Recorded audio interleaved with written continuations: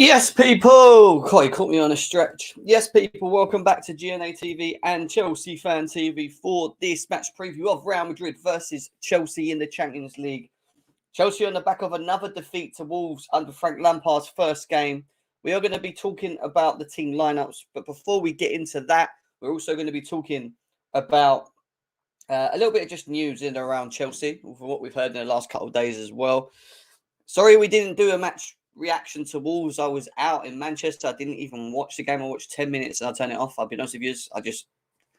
I have nothing to say in regards to that performance. We'll talk about it partially, as we always do.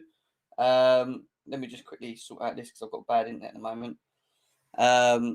We'll go through the team lineups. We'll talk about, obviously, Frank Lampard's press conferences later on today at 5 o'clock as well.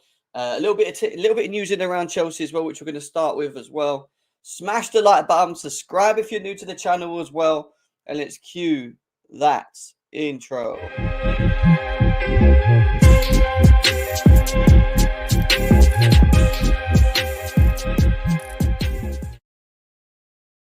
People, welcome back to GNA TV and Chelsea Fan TV for another match preview to the UEFA Champions League against Real Madrid.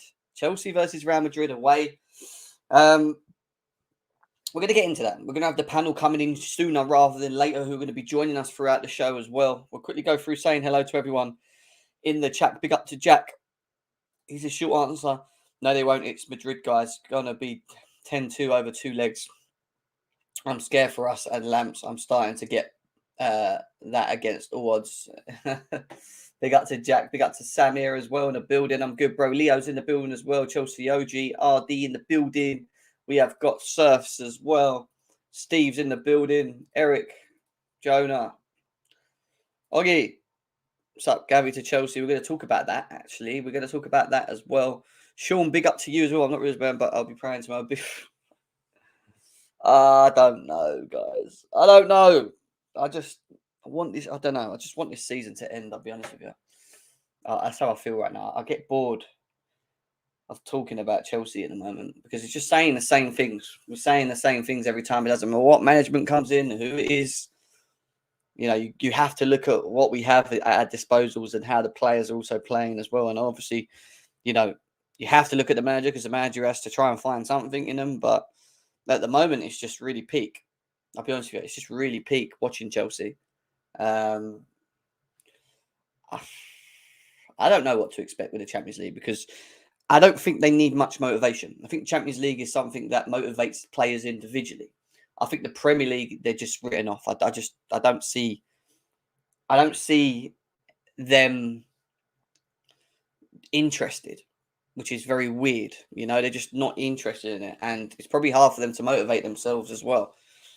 Big up to Wolf as well. It says it's tomorrow, bro. It's tomorrow. Tonight we've got Man City, Bayern Munich, though. So you can always check that game out as well, guys. It's just peak. Big up to Jonah. Big up to Daniel as well. Guys, over 100 of you guys here already. Big up to every single one of you guys that are in here. Can you please do me a favor? Smash the likes. We are going to talk about the Madrid-Chelsea game a little bit later in the show. But we're going to jump on a little bit of news in and around the club. Chelsea will get things right at some point. It just depends if we appoint the right manager regarding how long it takes for our lift off. We're like a ship at sea. It's true, Carl. It's true. You hope that it kicks in and works at some point, but also the new manager that comes in, and I think this is why we haven't done it now, is because they want a fresh, clean start. Why would they want to take over the mess we got? And I know people keep talking about the Champions League and whatever else, and I get that. But to be able to implement something with what you have at the moment, I know Thomas Tuchel did it, and it worked, don't get me wrong. You know, he got the best out of what he had. But a lot of managers maybe don't want to take that decision. Maybe a lot of them look at it and go, well, actually, I want a fresh start with these players, pre-season, players that I want to bring in through that summer, get rid of as well, because there's going to be a lot of getting rid as well. So there's a lot why I don't think, you know, an Enrique and Angelsman have wanted to come in right now. Big up to Pez Lord. Oh, damn. I get bored. That's why I've not really been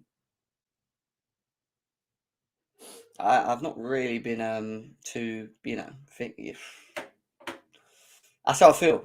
We're just not used to this as Chelsea fans. But at the same time, I think we're just going to have to take it on the chin and just hope that we pull through this, right?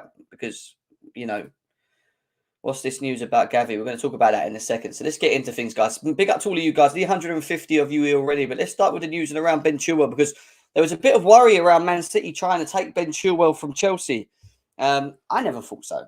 Others seem to think that he was going to go and we were going to sell him because our owners will look at him as value and he will want to go. Well, that got squashed pretty quickly.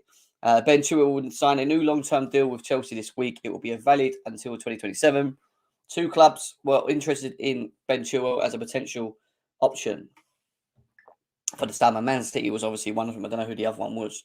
But, you know, he's taking, I believe, from what we understand, around 200k. Let's have a quick look.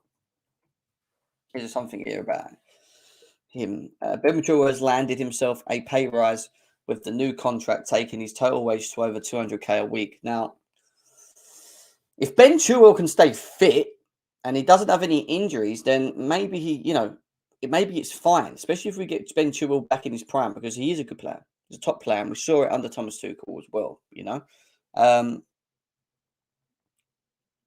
don't know. It don't shock me. It don't shock me. If a new 4-year deal, I don't think he would go anywhere anyway. Chilwell's on 190k per week this season, carries an annual cost of 18.8 million, which is initially around 9 million of this initial fee. Extending to 2027 and a pay bump to 210 a week makes his estimated annual cost 15.4 million, remaining 80 million of fee now spread over 4 years, not 2. Chelsea and rewards an important player. Cheaper on the reward. So basically, we've extended the overall but of what we owe for Ben Chilwell and managed to do that by lengthening the contract out. So if we had 2 years left, we've now got 4 years because we've renewed it with him. Obviously, yes, he gets more money, but in the long term, with the 4 years, it seems like we're managed to get it worked out cheaper for us on the books. And this is something that Todd Bowley and Igbali have been looking to do. They managed to bring over Enzo Fernandez very cheap, as we already know. Mudryk as well. These guys are not on huge, they're not on massive wages. This is something that they're looking to do. So Ben Chilwell will stay at Chelsea for another what seems to be 4 years. Big up to Bobby in the house as well. Hope you're well. Guys, bump up the likes, like he's saying as well, if you haven't done already. Big up to Bobby as well. Just big up January Chancellor has taught the FIFA merchants that all the flicks and tricks don't get you to the outfield outcomes you need. I agree, Bobby. I agree, bro. Great for Chile, but what about Matson? He's killing it for Burnley. Yeah, but these are decisions we're going to have to make, because let's just be serious. When we get to the summer window, we are going to have a lot of decisions to make in terms of who we keep, who we loan, who we sell. Chelsea, this new manager that comes in the summer has got a big job of making decisions who he takes as his 25 squad going into the next season. It's big, it's huge. So at the end of the day, what we've got to be prepared for as fans is that maybe some certain decisions that maybe we don't like may happen on certain individual players, whether they're sold for value, whether they're just loaned out again, i.e. Chilwell, i.e. Matson, these type of players loaned out again. Could happen. They're going to have to. And then top of all this, you've got to bear in mind, big up to Eric Blue as well. We want to sell, we want to bring in players as well. There's a lot going on at this football club.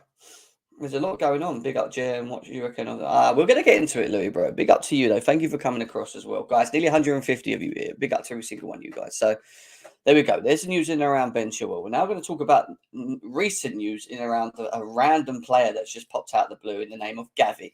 Now, Chelsea is supposedly launching a bid for Gavi, who is very unsettled at Barcelona currently at the moment. He's 18 years old. He's young. All right, he's fresh. And as you look at the module of Chelsea and where we are at the moment, he's the type of player that these owners are supposedly looking at and thinking, do you know what? We want to bring him across.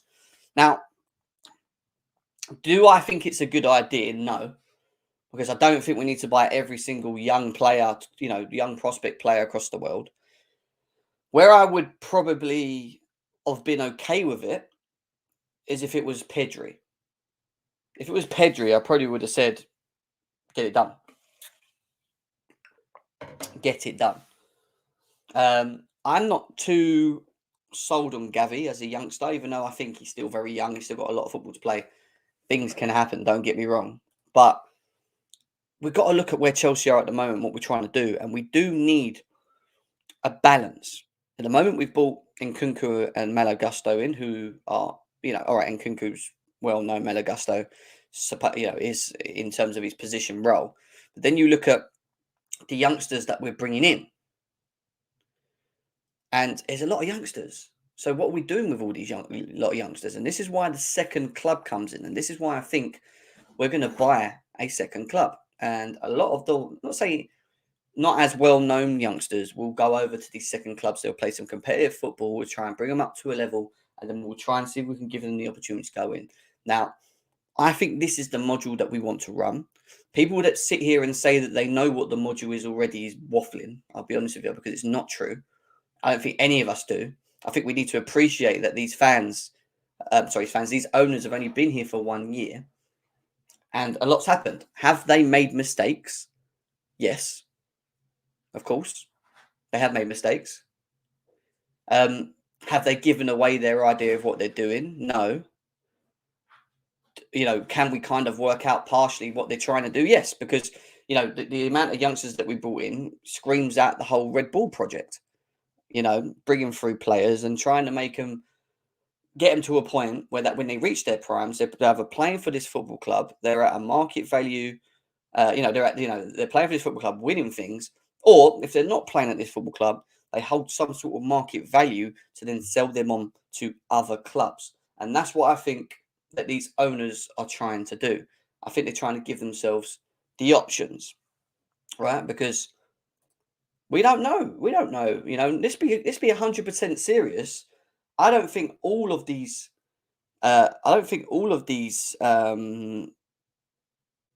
Youngsters that we're bringing in will be successful and get into this first team.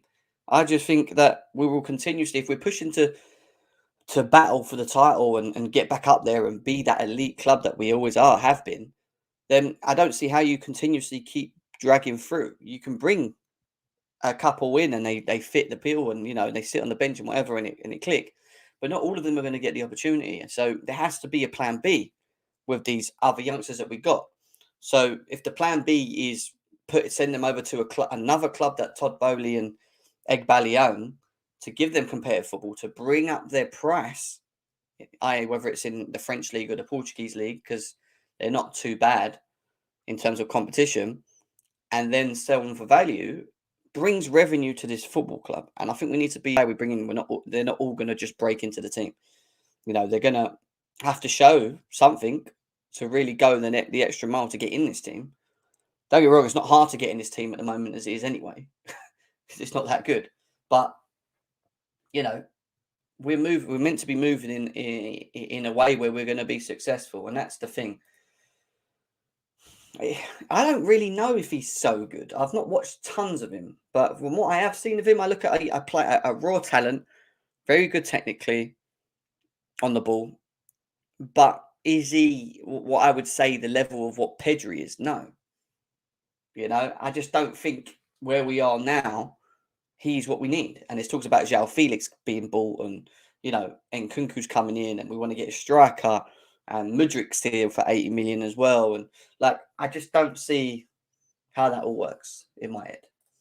I have turned it to a business of buying young players to get them playing more and sell later for profit. Not sure how much that is good for the fans. Well, if you have revenue coming in because you're selling players for 30, 40 million, it not only allows the business, the whole business of Chelsea to expand in terms of growth, but it also allows us to continuously be competitive each and every season, because the FFP are going to make things hard. They're going to make it very hard to the point where we can't, I think in the next couple of years, spend as much as maybe we have done. But at the same time, money's moving and values are moving. And we know that there's inflation in the market. It doesn't matter what player you buy these days, unless they're out of contract, they're always overinflated. And that's why I think that if we've got a couple of youngsters that can't make it in, but are playing really well in the second club that we own in the French league or the Portuguese league, then we'll just sell them. And with that, we will make profit from them. Yeah. and then we'll use that profit to then expand this club even more. If it's then buying the next, I don't know, the next thing we need up front or defence or whatever, or throwing it into the club itself.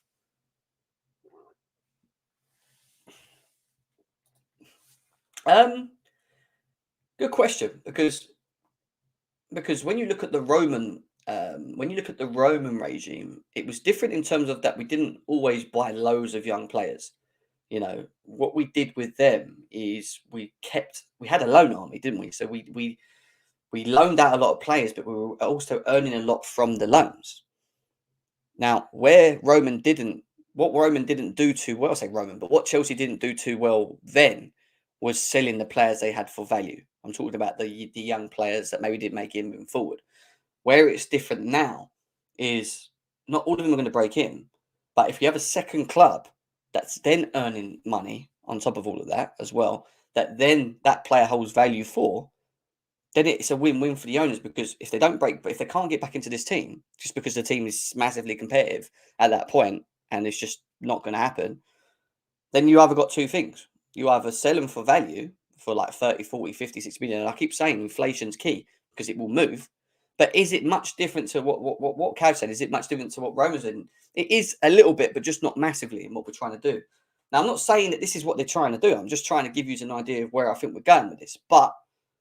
And it's still very early doors to work out what the module is. But the idea, obviously, I believe, is to get as many youngsters in and developed to then be able to compete in the long run for Chelsea. I'm not saying they're just bringing them to sell them. They're going to obviously be given opportunities. But what I'm saying is if the team itself gets it to a level where it's too competitive, they've got this one player there that's worth 40 million, playing really well in the French league, they're going to sell it if they obviously get a good buyer.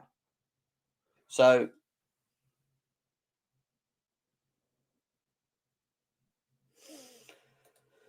isn't the Red Bull model a poor man's version of Roman's youth loan program? Not really, because it's a little bit different now, isn't it? They may be following the Red Bull module. The difference is with what's happening. No, actually, you're right in what you're saying in terms of the Red Bull module and how RB, how they were run. You're right, but it's a different ball game when you've got owners that have money. It's a different ball game when you have owners that have money, right? So I don't know. Lewis. Mount Havertz, Felix, Chilwell, and Gavi fangirls at my club. I will rope. No,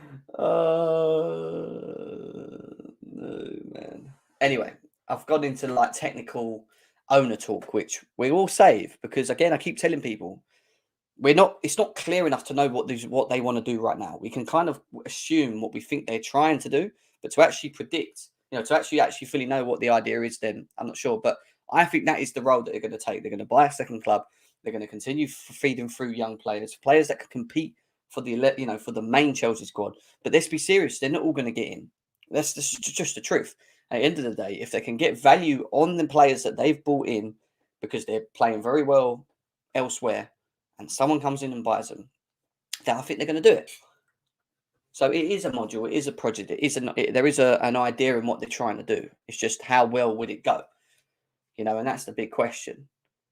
That's the big question with it all. Right. One thing I will say about tomorrow's game is that, and we're waiting for Frank Lampard to clarify and confirm, is that I hope and I pray that he is back. I hope and I pray that the El Monstro Thiago Silva is back, because I'll be honest with you guys, I can't watch Koulibaly in the middle anymore. Not at the moment. And it's not because I think he's bad, because he has good games. But I just think that anyone that plays next to this guy just automatically better. Automatically better. And if we're going to have any chance of beating Real Madrid tomorrow and containing Benzema, we are going to need the El Monstro. For me, he's been gone too long. And we just need him. We just need him, man. You got to. Him and Kante, look, in these big games, right? Him and Kante, the two world-class players that we have in the team, they need to both be playing. They have to be on that. I'm sorry, Frank Lampard puts Conor Gallagher on instead of Kante, or puts, I don't know, whatever, and doesn't play Thiago Silva who's on the bench, I will not be happy. So, if we're going to have a go, play your best team. Yeah. And if we lose with these two on the pitch, and you've got to bear in mind, when we lost to Real Madrid last time, they're all individual errors. I was at that game at the Bridge when Benzema scored his hat-trick. Every goal that they scored was an individual error. One was from Christensen because he was played as a right centre-back and he wasn't, was it right back or right centre-back, and he got caught by Vinicius on the pace. The other one was obviously Mendy, and I think Kante made a mistake as well. Like they only scored from individual errors. They didn't actually score from open play. It was only when we played them the second leg away, when we got it back, and then obviously they played that ball over to Rodrigo, who banged it in. They can. His name is El Monstro, Thiago Silva, bro. Like, that's who we need. I can't be watching Koulibaly in the centre of that defence if we're going to play. And that's the next. And this is the thing we're going to go to in a bit about the team lineup, because Frank Lampard has to play the back three for me. Has to play the back three for me. I can't be watching us playing the back four against Real Madrid. We need to make sure that Chilwell and Reece James are up the pitch. We need Reece James to be able to deal with Vinicius Jr., which is why I put a picture of them two in the mat as well. And we're going to get into the team lineup soon. Now, we've got one more bit of news, which involves a certain individual. A certain individual who a lot of people were happy for him to stay, which is fine. Others a little bit more skeptical. And I say a little bit more skeptical because people will see him, what are watching and seeing maybe some of the stuff that I said at the beginning. Now, Joao Felix. It is understood that Chelsea want to keep Joao Felix as a part of the long-term project. Club's very happy with his impact. Joao also keen on staying. This depends on the tag asked by Atletico. Talks will take place soon. Now, there's no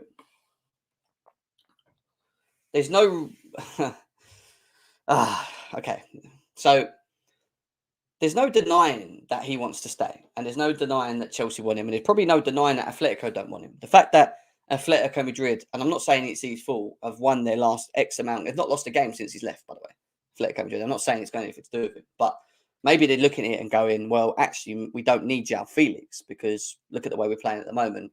Let's sell him for a bit of profit and buy other players, which is what I think Atletico should do. I think Atletico Madrid will be in a position to sell Joao Felix. The big question with Joao Felix is how much do they want him for? And I have been saying this from the beginning. Yes, it depends on who we sell, who goes out the door, and all this. Yeah, Havertz goes like everyone wishes he goes, and Mount goes like everyone seems to wish that it happens as well. Maybe it will happen. We'll see in the summer. This again has nothing to do with Kai Havertz whatsoever, right? But my worry still stands with Joao Felix. And at the end of the day, since he was first announced, I had the same energy and I continued with the same energy. Do I think he brings a lot of good movement and dribbling ability? Yes. Yes, he does. Is he a different style of player than what we already have in the team? Yes. Because he has the ability to drop deep, pick the ball up, take players on, create space, etc.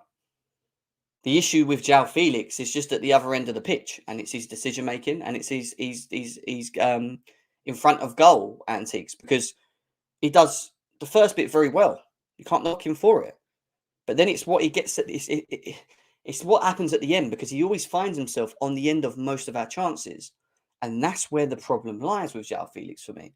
And 85 million, 90 million, whatever it's going to be, hopefully it's a lot less. If they say take him for 50 mil, fine. Fine. I'm still not going to be overly excited about the situation, because for me, proof's in the pudding. Now, we want to sell Kai Havertz, fine. Or we want to see Kai Havertz leave because we feel he's been given a long enough time at this club, 3 years, right? And his output's just not there. But he's been playing with Joao Felix, and this is since they've been playing together, because they both get played together, right? And he has more output than Joao Felix at the moment. And this is the player that we want to go. Now, I'm all cool for Kai Havertz leaving, if that's what we're going to do. I'm not going to cry about it. If he goes, like I said, he'll go somewhere else where maybe he gets played in a system that works for him, and I think he'll be successful. We'll see, right? But at the end of the day, if we're going to sell Kai Havertz to then bring in Joao Felix,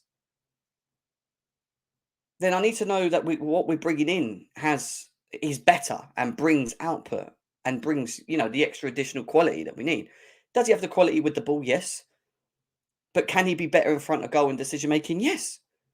So the differences between the players at the moment and why we should get rid of one that cost us 70 odd million to then go and buy another one that could cost us the same don't really make sense to me.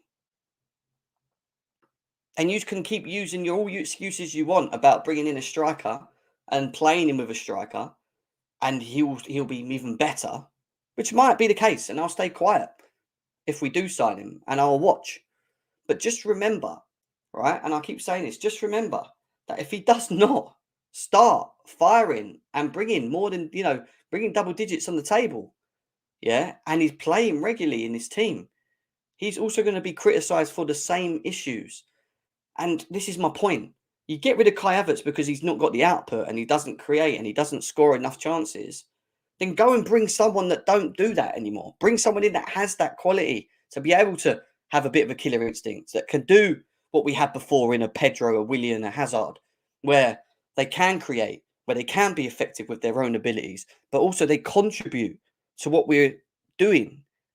Because it's all right buying a striker that's going to score goals, but you also need to have players around him that are also contributing if we're going to be successful. If we're going to be successful at what we're doing. And this is my thing with Joao Felix. And that's the only thing.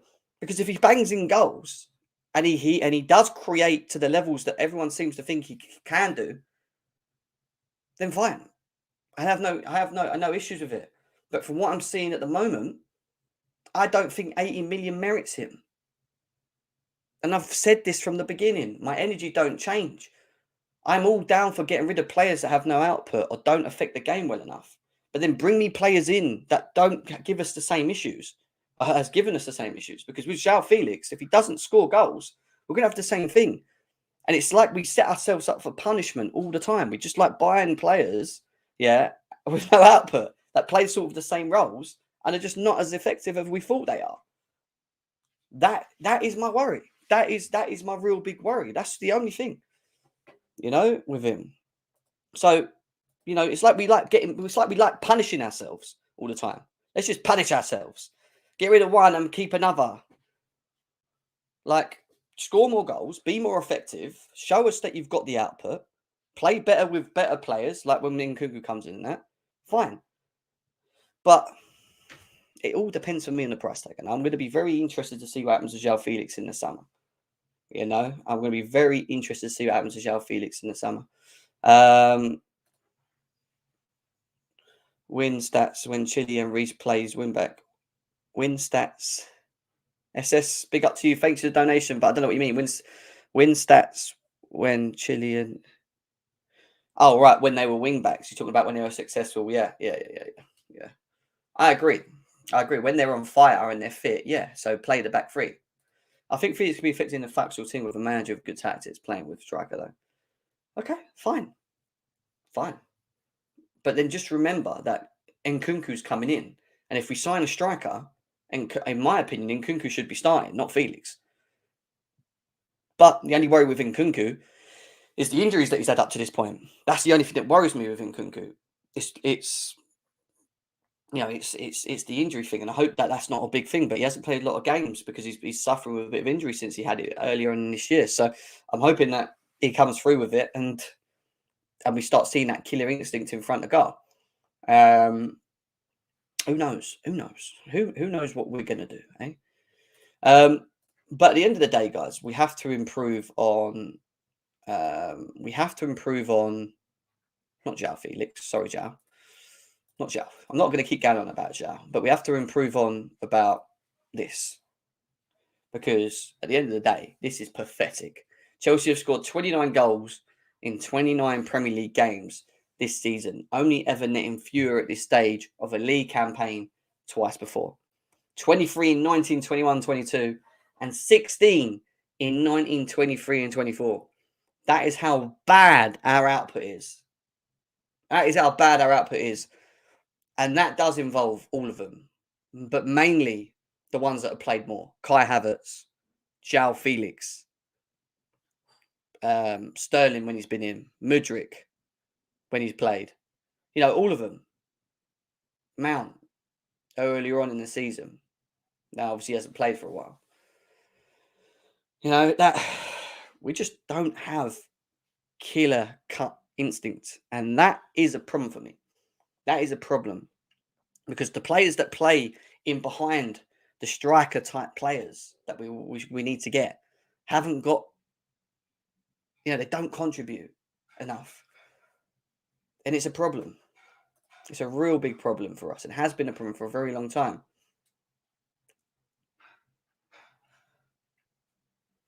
You know?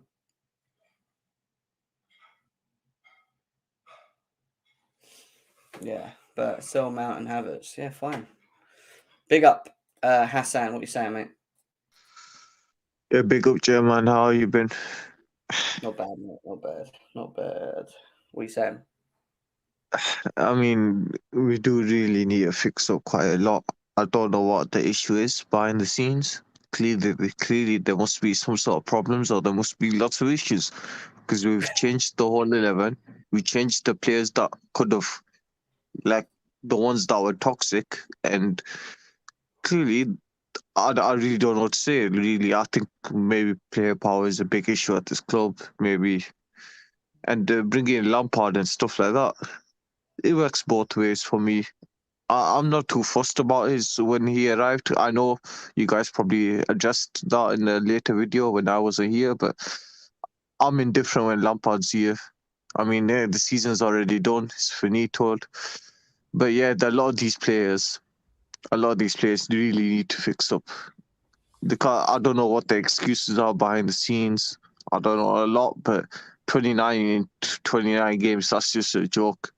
Considering when you see other players around other leagues scoring the same amount compared to our players. We just regressed It's hard, just haven't we? weird. That's the problem. We're regressing so bad.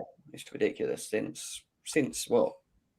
Since Lampard It left. has to be a deeply rooted issue because let's be honest, we signed cool on paper. A lot of these signings were actually good signings, and for God's sakes, we gave January a 10 when Enzo came in. Like they were all revenge signings and stuff like that, and you don't spend 600 million and regress massively. Like Koulibaly, people would argue. I would say that he's world class. All of a sudden, struggling and stuff like that. I know it's probably adjustments to the league and stuff, but the other players that have been here before, Cucurella, stuff like that. How all these players regressed so much? It just confuses me and it confuses the lot of the fans. And I do believe that the next manager they have to get right, otherwise we're kind of screwed. Yeah, it's a big problem, isn't it, Couch? The output levels are just so bad. 29 goals in 29 Premier League games is just not acceptable whatsoever. But we know we have an output problem. We've had an output problem for a while. But, you know, moving forward, obviously we've got Nkunku coming up there. There's talks about getting a striker. I mean, what do we do to improve this output? Yeah, it's improving the players. This is exactly what Tuchel said in the off season. Same problems, same players. You know, I know we brought in some new names and whatnot, but we haven't really addressed the core need, which is goals. You know, um, I happen to think that a lot of the problem with the newer players is just there's just too many players. We haven't given anyone a chance to bet in. We have so many new players, and I think a lot of the problem that we're seeing right now is just the fact that there's just too many people to try and like settle into the club. And yeah, you saw the same problem. Whenever you see a team go into the window and bring in like 6, 7, 8 players in one window, whatever, they tend to struggle. Like that's not how you build a team. That's not the great for squad building when you have so many new, players in the dressing room. Like for the most Yeah. part, you want to see maybe one or two at the most part, and we go with like 8, 9, and it's very hard to have players settle and find their game that way, but it's just where we are right now. I'm not necessarily griping about that. I'm looking forward to this game tomorrow. I think that we still do possess the quality to hurt Real Madrid. I might be alone in that, but I think that if we play our game, which is three at the back as far as I'm concerned, and we keep it tight back there, I think hurt them on the transition. I think Thiago Silva's important though. Yeah, this is what I keep saying. I Absolutely. think we need to make sure he's fit because I can't watch Koulibaly in the back again. And it's not because it's not just because like I don't really hate Koulibaly in terms of the player and what I've seen. I just think that when Thiago Silva's in the team, everyone's levels just seem to rise in the defence. It just brings that sort of You want someone that has been settled in, who knows about the big games and stuff like that. You can't have someone that's unsettled at the clubs, unsettled at the tactics and stuff. You want your world-class players on the pitch. And Yeah, for exactly. me, the only two world-class players we got is Kante and Silva. Agreed. If we're going to have any I'd chance, say Reece James. I'd say Reece chance James is world class. Yeah, a little bit more. Yeah, if we But it have depends any on the chance, interpretation of world class. We're If we talking. have- I'd If say we Reece talk, James is world class. He can get into any team in the world right now. yeah, potentially, I agree with that. SS with the donation says, please find Chelsea's win percentage when Chile and Reece are playing win backs in the back three. It's elite. These two guys playing win backs makes us don't lose at all. It does help because we rely on the wings more. And that's why I say when we played the back three, and I know Forward didn't like what we said about the last game. I can't remember who it was, where Ruben Loftus-Cheek was playing on the wing of a back three, and Reece James was asked to play. It was Graham Potter's game that he got sacked on, wasn't it? Who was it? Everton, wasn't it? Oh no, was it someone else? I can't remember. But when you play that system, you always look to the wings, and if you haven't got people that are direct, that have the ability to release the ball quickly, cross the ball quick enough to allow the so-called forward that we have up front to actually try and score a goal, then it's just going to be ineffective. And I think with Ruben, I think he can do a job there, but obviously it's just so much better when Reece James is there, right? And this is where Graham Potter mucked up in that game. I just think he should have played James in his natural position. But playing the back three against Real Madrid, we're going to need to do that. Obviously, Vinicius is going to be effective. He always is. He's going to cause problems. James dealt with him before. I hope we can do the same again tomorrow. And, you'd probably think that Fofana would play there as well. And I think with Fofana and James against Vinicius, you'd think potentially that may be good enough to hopefully deal with it. But Forward, how you doing, mate? How are you? Yeah, I'm doing good, bro. Can't say the same for our club right now, but I'm doing well, brother, man. Output, mate. 29 goals in 29 Premier League games. It's absolutely shocking. We know what the issue. I mean, we talk about it quite a lot, what the issues are. But moving forward, a lot of players need to leave. Obviously, we need to bring more in. Nkunku's coming in the summer as well. But talking about them now and Real Madrid tomorrow, what do we do to try and be more effective in front of goal, especially against Real Madrid? Well, the approach against Madrid is going to be obviously different to the approach against Aston Villa and Wolves. Again, they're a team that's going to want to dominate at home and really take it to us like they did against Liverpool in the first leg of that game and pretty much kill the tie off. So I do think this game suits us more than against a team that is trying to sit in the mid block and force us to play, because we can control possession against teams, but we're just so toothless. And I think it suits our personnel a lot better, playing more in transition and trying to open the team up when they give us the space to attack in. Exactly. And that's why, for me, as horrible as it was watching the Wolves game, which, again, Jem, that I've said the season's done for months. But I said to myself, you know what? I will watch the Wolves games even though I didn't want to watch it. I thought I'd watch it because Lampard's in. Let's see what he does different and whatnot. And obviously, we saw how that went. It was, in fact, worse. And I think one of our very few strengths this season is that defensively we're okay. Like, again, you look at the rest of the league, I think only City and Newcastle conceded less than us. So defensively, we've been okay, and against Wolves, we were just a shambles.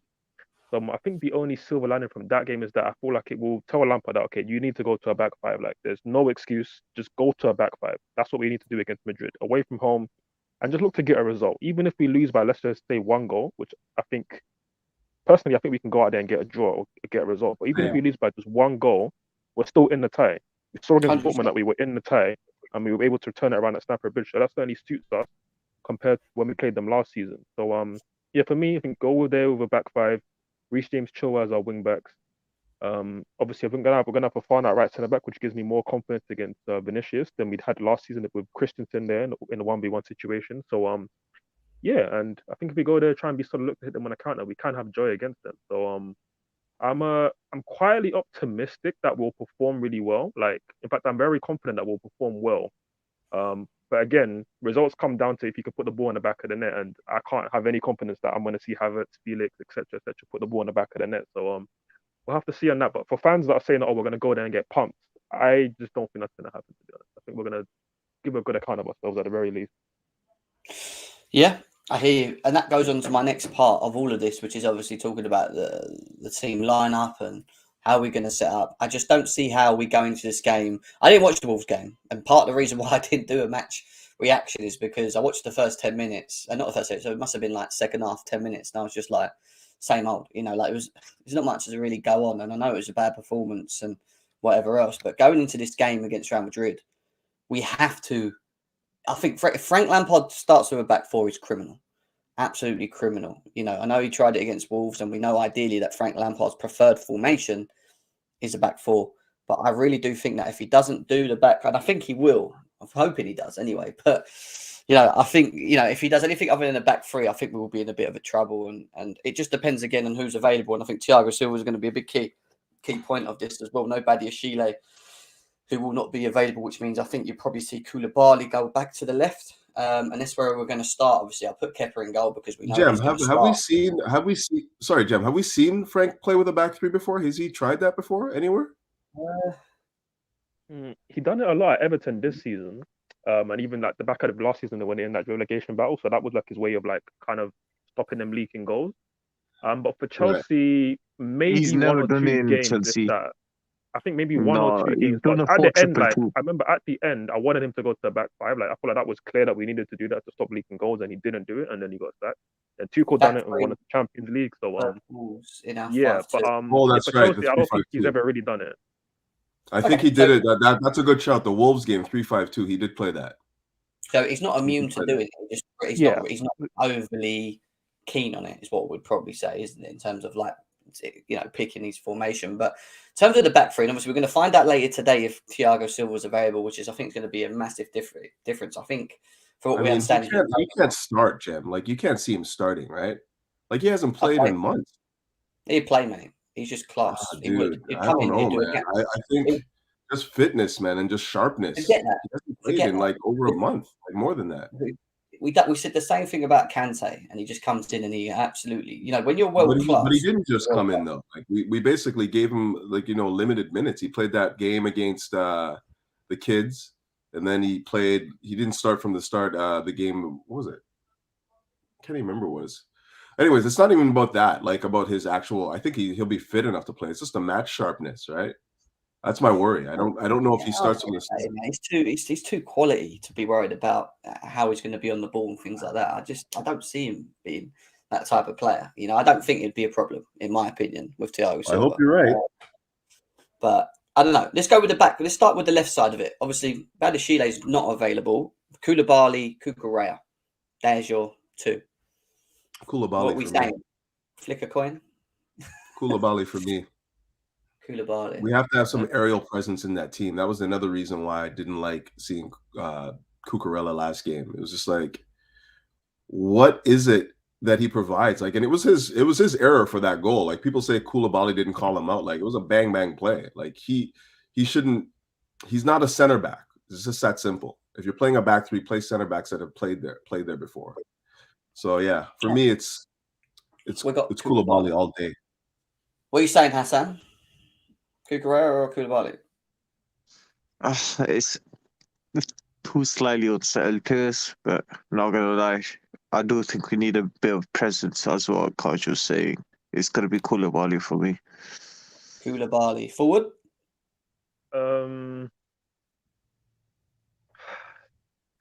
Like none of them really convinced me. Like in an ideal world, it would be Badiashile, but obviously he's cup side. Again with Cucurella, like I do see what he offers at left centre back. It's not particularly amazing things, but like again, having a natural left foot there is decent. We know he can play that position well. We've done it at Brighton. He's done it not much for us, admittedly, for sure. I think he's had a very poor season. But he did get man of the match against Dortmund in the second leg from left centre back. So he has had good games there, and like it is possible for him to perform. But just on the basis of recent form, and obviously, again, I do agree that it would be good to have Koulibaly's presence in that back line. I would edge Koulibaly, but again, it's one of those positions that like both guys are out of form. I wouldn't have a fuss either way, depending on who plays, to be honest, because both of them have a lot to prove in a Chelsea shirt for me. Yeah, true. And that's why I said about flicking a coin. But I think the only thing that would edge me more to maybe Koulibaly is just the experience, and that the fact that when he's played next to Silva, if he is playing, I think you will maybe see more of a better Koulibaly. If he's, I know that sounds weird because he's on the older side as well, and you expect him to be more experienced, more of a leader. But I just think Silva brings the best out of most next to him. So I'd probably say Koulibaly. I mean, Callie, what are you saying? What up, everybody? How you guys doing? Big up, man. Wait, in reference to left-sided center back, Yeah. it's got to be Koulibaly because we're gonna put Thiago Silva in the middle. I put it this way: I wouldn't put Thiago Silva on the left and Koulibaly in the middle, and I don't know if I would start Fofana straight down the middle right now. So then, in that case, then I would take my bet putting Koulibaly on the left. Somebody saying Fofana on the right. That's up to you guys, but just Koulibaly on the left. Could we see? Nah, I'm not even going to say it, but I've seen Potter doing it. It worries me that Lampard might try and be clever with this. Could we see Reece James play? Could we see Reece James playing there just because of Vinicius? Or do you think? No. I mean, it worked. It worked last year at the Bernabeu when he played there. I just don't think Lampard that way. You know? I don't think Lampard has the tactics to put RJ in center back, and the rest of the team structure is correct. Like I feel like he needs Reece James out on the right, just like I think he needs Chilwell out on the left. But that's a conversation for another day. Let's be honest. Like Lampard is an attacking manager. He's not thinking the game defensively first. He's thinking about how can we hurt these teams, and maybe to his demise, really. But Reece James is an outlet for us. We can't play him in right center back. Like especially when you have a fit Fofana there, it just doesn't make any sense. I don't think that Lampard has the structural knowledge to cancel out, let's be honest, one of the greatest managers, arguably of all time, Carlo Ancelotti. I don't think he'll be able to out-tactic him when it comes to putting Reece James in centre-back, and I don't think he has the structural defence of it. But I do see him playing a basic, like what Diesel was saying, RJ left, Reece on the right, Chilwell on the left, and try to outscore him, try to win the game 2-1, try something counter-attacking. Or I don't get what we're saying about Lampard not tactically acute to being able to set us up defensively, because these players have played in back threes for a long time. So I just don't think his mentality is. He goes, I want you to play a back three.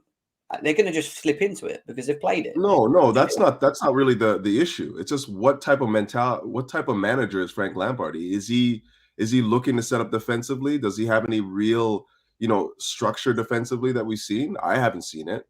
So if you're thinking about who you want to put in the starting lineup, I think it's got to be with some more attacking intent, more so than trying to be defensively sound. That's what I'm saying. Like he can set up in a back three, but I just don't see Reece James playing in that back three. But I only asked it as a question because I just wasn't sure. We saw it obviously against Vinicius before and it worked. Don't get me wrong, but I do agree if we're playing the back three and we've got Fofana available now, which we didn't have last time round, I think Fofana and James on that side would be, should be. That should be he's more a good than player. It's not live. Vinicius Jr. is a quality player. He's going to cause you problems. You know what I mean? One way or the other. He's got the speed to completely run down the wings. He's quick. He's quicker than both of them, in my opinion. But what we done well against him last time is that we didn't give him time to breathe. We were always in his face. Every time he got the ball, bang, and that's what we did so well. And that's why we stopped him from being effective. And I think that has to be the key, because they will, when you look at Real Madrid, the midfield's decent and obviously Benzema's a problem, but the way you stop Benzema is cutting the thread to him, in my opinion. And I think they always try and look at Vinicius down that wing, and that's the problem. So cutting Vinicius out would be really key if Chelsea are going to be successful tomorrow for me. But Don, what are you saying? What's happening, boys? Sorry, I was on a team call, man. I was in a meeting there. What am I saying about what? The lineup? Back three. Definitely a back three. Definitely a back three, man. We have to go back to basics. We need to go back to some solidarity at the back, man. Because that back four at the weekend disrupted the little bit of momentum that we've been building. I know we haven't been scoring, but we should have won the game against Villa. We should have won the game against who was it that we played? Villa and Everton before that. We need to go back to a back five now, I think. so far what you guys have said is what I would go with as well. To be fair, I would go with Koulibaly ahead of Cucurella. Let me just speed this up, because we know that our wing backs are going to be them two. We have to be. If we're going to get anywhere tomorrow, they're going to be pivotal 100% in what we do tomorrow. So Chilwell and James are our wing backs. But then it goes to the next question about the midfield, because we've seen Kovacic, Kante and Enzo start in the middle. Will we drop it into a 3-5-2? Or do you think this is going to be more of a 100% 3-5-2. I think we have to change the formation to 2 up front, because we're going to have to go over 3-man midfield, because I don't see him. He rested Kante for this game specifically, so he's going to play. Obviously, Enzo Starboy is going to play. And I think he's going to want to bolster the midfield, so it's going to be between Kovacic or Gallagher. Or maybe if Mount's got over tummy ache, then maybe he jumps into. But I think it's definitely going to be a 3-5-2. I think you're onto something there. I think it's going to be a 3-5-2 too. I think it's going to be 3-5-2, and then if we have to chase the game, we could take out one of the midfielders and then go with a more attacking lineup.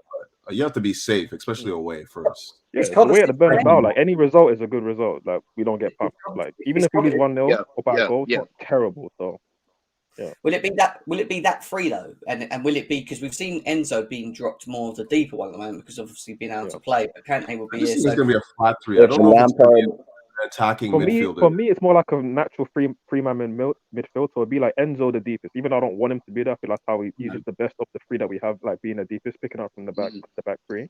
And there's going to be Kovacic left midfield, and then Kante on the right. I don't know if this app that you're using has that formation, but like it's going to be like a DM, then 2 centre mids, and Kante being able to bomb him on the right, joining Reece James, and then our right striker, and then Kovacic on the left. Yeah, but tactically, my thing is, and Lampard did it in the game against Wolves, he had Enzo the furthest back. Regardless if you're lining a 3-man midfield, regardless if you have a left-sided one or right-sided one, you can tactically tell them, hey, you're the one that intercepts, you sit, you cover on the space of the wings. And it's like, I just want Enzo to be the furthest forward. I don't know what formation he wants to use or what tactic he wants to use to make that happen, but I've already seen what it's like with Enzo being the furthest back, and it's not getting us jack diddly squat. So Kelly, the only way you go around that is if you start Zakaria, because Cover can't play that holding role. Kante, we can't put Kante in that role. So the only option really in that role would be Zakaria. So I'm not saying on the Bernabeu, but Don, how many times have we talked about putting people in their preferred profiles or positions? You know what I mean? Yeah, no, I agree with you. I agree with you. But when you actually, I agree with you. But when you look at the personnel right now, unfortunately, Enzo is the most competent in that position. Defensively, he's not the greatest, but in terms of just picking up the ball, having a bit of being a little bit press resistant, he'll be the best option there. When I've seen Cover try to play that deep, when I see Cover play that deeper role, he scares me.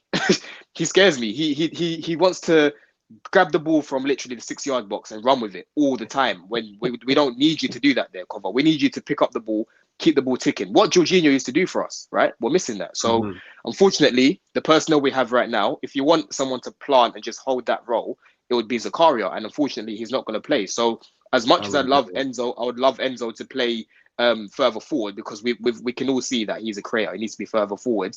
With the current personnel, he is the best option to have. What is Real Madrid's current 3 in middle? Is it Camavinga, Valverde? Yeah, Camavinga, Valverde, and Modric. See, that is going to be a serious battle of midfield. Kovacic, no and doubt. Enzo and Kante. That's where the game's won and lost, my friend. That's the game won and lost right there. That is pure quality versus quality there. Pure quality. They could go Valverde on the right, and then put Cruz in the middle. They could do that if they don't start Rodrigo, because Valverde does go on the right as well. Yeah, I just thought of something. Do you know what the issue is right now? And I was thinking about the midfield versus midfield battle. We have lost our ability to press. Has anyone noticed that in this whole year? We just stopped. I mean, we haven't had Conte the entire year. That's basically it. Conte's the one that springs the ball winning. Like, we don't have any ball winners on the pitch when Conte's not in the game. Yes, 100%. Essentially what it is. I agree with that. People are saying Valverde's got a ban or something. Is anyone? I don't know about any ban, but just to correct something that I've been seeing. I don't know about any Valverde ban, but from what I've seen because I got some really close Real Madrid friends which have made it quite interesting the last couple of seasons that we played them. But from what they've been telling me and from the Clasico that I watched last week, their midfield has been Cruz, Modric, and Valverde. Camavinga's been playing as an auxiliary left back. sometimes he'll drop into the midfield and do the whole inverted midfield thing, but mainly he's playing as their left back with I think Mendy has not been in the greatest of form. Obviously, Nat played there a little bit as well, but it's Camavinga left back. And then the front three is going to be Vinicius, Benzema, Rodrigo, which was the same three that started at Anfield. So, Oh, you think they're going to Quite continue? attacking. You think they're going to continue with Camavinga at left back? Because I didn't think. I thought they were going to change that for us. I really thought they were going to make that alteration. I mean, the alternative would be Nacho there, but I just don't really see that. Camavinga's done well at left back recently. I've checked before the three. But just to add this point as well, Yeah. Nacho came back on the weekend against Villarreal, and Chukwueze, like, he roasted him multiple times for both goals that he scored. So I feel like that's automatically he's gonna be dropped for Camavinga again. So I think it'll be Camavinga left back, and then Modric, Cruz, Valverde. Obviously, that backline: Alaba, Militao, Carvajal, obviously Courtois in goal, and then Rudiger.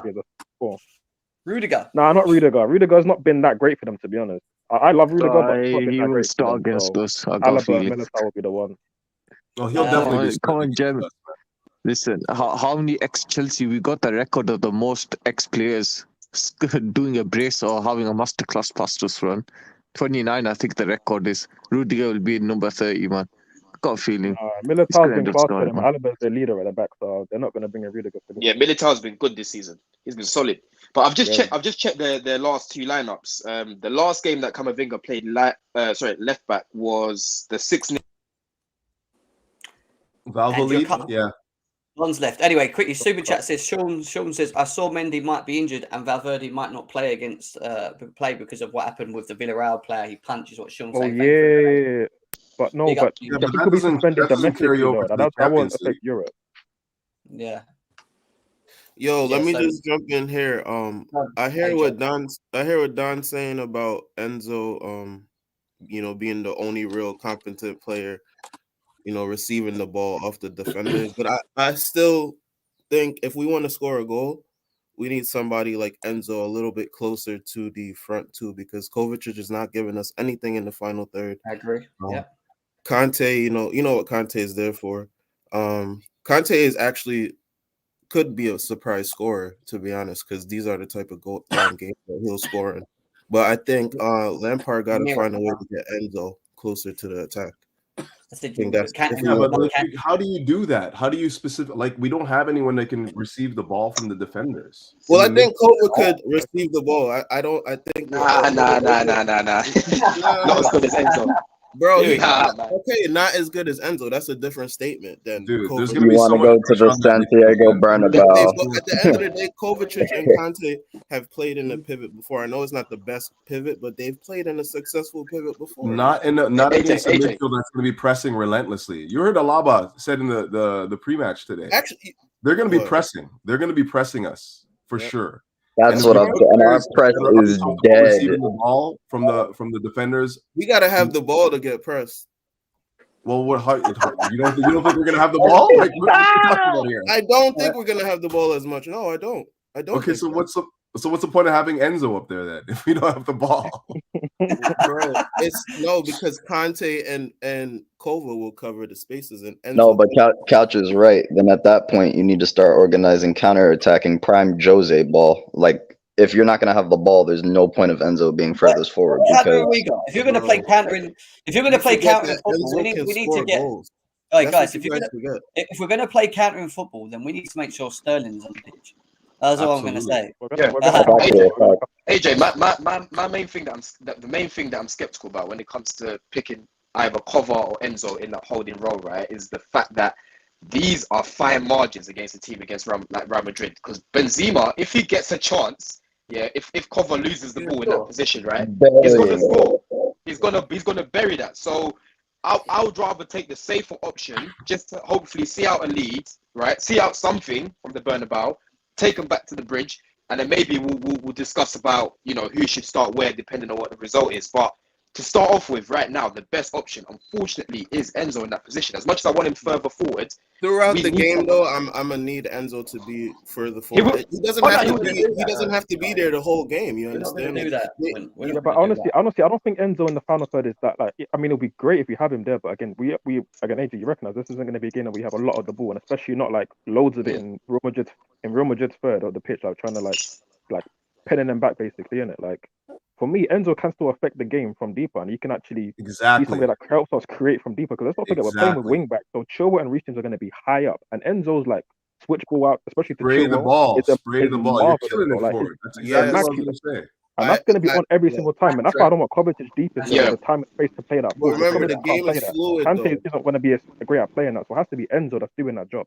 100%. I agree with the long range, short range part. We already know what Enzo possesses as a player, and we know that we're not getting the best out of him at the moment. But the reason we're not getting the best out of the moment is because we don't we haven't got the individual in the team that can allow Enzo to go forward and play. And I think if we had a sitter, Kovacic wouldn't be playing right now, in my opinion. I think it would be Kante.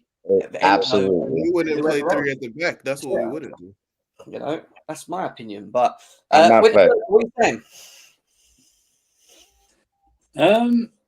What am I saying? Why are you playing 3 at the back? Super, Frank, super. Can I ask you, is it not criminal to not do that, or do you think it's It'd because be we don't have a fine, DM. but it'd be fine. But have you forgotten who's picking the team? well, yeah. I mean, we've seen. What do you want to see? No. It's not what I want 3 at the back, but we are forgetting who's picking the team, right? Yeah, I agree. He very And that's rarely what plays 3 at the back. Well, He's we playing can do 4 a at the back. back. He's going to play. This is it. He's going to replace Kante with Gallagher and Chilwell Kukurea, and he's going to go with the same players. That's what he's going to go with. I disagree, to be honest. I mean, listen, I think we all want Okay. to at the back, but I feel like Lampard, as his managerial style, was to listen to the players and he talks to them a lot. And like, let's say if Silva is 100% fit, Kante's fit, the experienced guys, they're gonna want 3 at the back. Like even Aspilicueta is gonna be around. He's gonna say, you know what? I think 3 at the back makes sense. So I don't see Lampard. I think you're changing that forgetting. top I four at think the you're forgetting who Bernabeu. you're talking about. This guy's ego is bigger than any players coming to him. He will play what he wants to play. He'll play 4 at the back. He did it. Well, it's proven. He's managed us, and look what he did at Everton. It's We'll proven. do a back 4. You can disagree all you want. We've got Yeah. actual months of him managing us, doing what he wants to do. I know what he's saying. So- I I agree on that Right. side. Like, he prefers the back 4, but Back like 4, Lampard toe to won't toe with listen to the Madrid. players. Like Lampard's managerial style, even at Everton, he listens. Like he has the players speak out a lot. And on this kind of game, like he's gonna ask the players what they think and what they want. I'm sure most of them are gonna say a back 3 makes sense. Now Lampard might overrule that call, but to just say that his ego will say, oh, he wants a back 4 no matter what any player says. But I disagree with that element of it. We'll I see. only say this. So why did he play back 4 against Wolves? We're playing back 3 for the previous. Because Wolves like, are a lesser team that Because we could Wolves- dominate and fix our main issue, which is goal scoring, and it backfired because we didn't score and we got pammed defensively. So because of that, I thought that's So he's even more obviously- reason to go to a back 3 against Roma, There's a big Benzema, difference Vinicius, between Wolves. Rodrigo, Valverde, Thank you. Modric. Thank We can't play a back. There is, I mean, let's say if Lampard there is is dumb enough no to play a back difference 4, then between- fair enough in it. But I just don't there think is any no- manager with common sense would think back 4 at Bernabeu makes a lot of sense. Surfer, I'll give you $100 if we go back 4 and don't lose at the Bernabeu and lose by more than 2. There's Chelsea team. There's no difference between Wolves and Real Madrid. There's no difference with this Chelsea team. Okay, there's no difference. No, how can you say that? Like, but let me just say quickly, right? How can you say that when you've seen in recent games, when we play a team like Liverpool who come out against us, it's a different performance that you've seen from Chelsea compared to Aston Villa and Wolves. You sat back and just countered us. Yep. Like you can I'm see in our agreement. performance I'm in was agreement. different Like, against better teams. as much as we haven't been in great Against- form, as much as we haven't been in great form, when you look at our European ties, where teams actually come at us and whatnot, we've been actually really good. You know, so I'm not necessarily saying that we're going to go to the Bernabeu and like turn them over, but I don't think that we should be going into this game think that we don't have a chance. Okay, I will counter that with Frank Lampard has the last time we got against Bayern Munich, we got absolutely 7-2. 7-1 on aggregate. Okay, The players that go on That should have been 2. They disallowed a goal. They disallowed a goal. Should have been 2. I really want everyone to deep this, right? You are undermining the negative impact this guy will have on this team, and I don't giving him such a a wide berth. You know what I mean? This guy is a terrible coach. Okay, he's a terrible coach, and he's not going to galvanize this squad. We saw it on Saturday.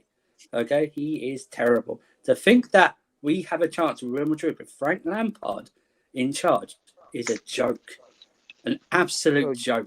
Great, we're going to get battered regardless. I guess you're not watching. We're going to get battered regardless. Why even bother watching then, Andrew? You might as well just like go to the bar, have a few drinks, Because chill. well, no. Like, why are you going to torture yourself, man? You've come into this. Basically, what you're saying is he's a joke. This team is a joke. We have no chance to win. So what are you watching it for? We don't. Because I've been told we're on vibes, right? We're on vibes and the games don't matter. So I'm going to watch it like Andrew's betting against us. That's why he's done, man. That's what I don't bet. Whoa, Jeff, did you just I did tell you that, and I'm still standing by that. None of this matters. None of this matters. Exactly. Why does it matter? I'm going to matter because I've been told that, and I'm going to be on vibes. So, let's do this. Let's go. If there's one thing that you guys can't undermine in the Champions League, and it is the performances of the guy Kai Havertz, like he did against Dortmund at home.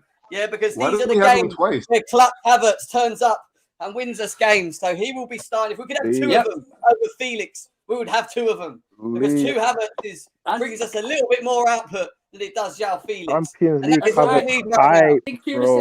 Champions League Pulisic turns up and scores again at the Bernabeu. There we go. Kai Havertz is going to score, man. Watch. Two Havertzes is what we need. That's what we need. He will score, and the timeline will go mental, saying keep him for another year. Get Havertz off the screen. Don't forget the Dortmund home game when he was the best player on the pitch and pissed it. Yeah, he always plays good in March, but that's about it. You don't play good in any other month other than March every single year. Exactly, he turns up for Champions League. This is a chance to stop on 2 goals. He loves it.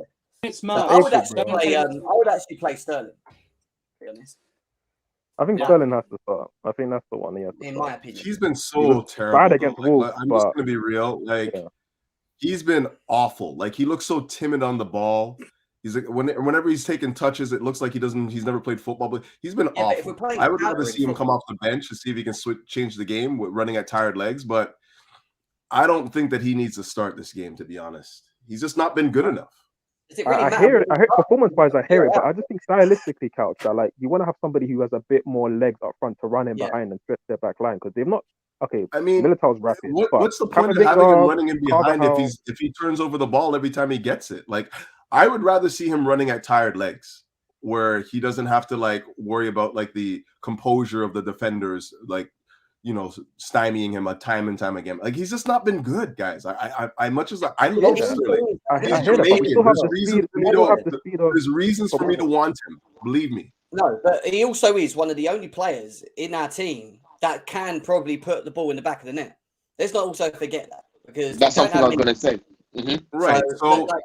So this is why I think that he comes on late, because I don't think that we're going to be in a position early to just be the boss in the game. But we want to see Havertz in the fucking stands missing all our chances, and we lose 2-0 or something. I'd rather have someone on the pitch that can maybe take one when it lands. Yeah, but he's not. But so much of what he does just destabilizes what we're trying to do. He's just not been good enough, man. And he was good before the injury. He was good before the injury. I don't know, man.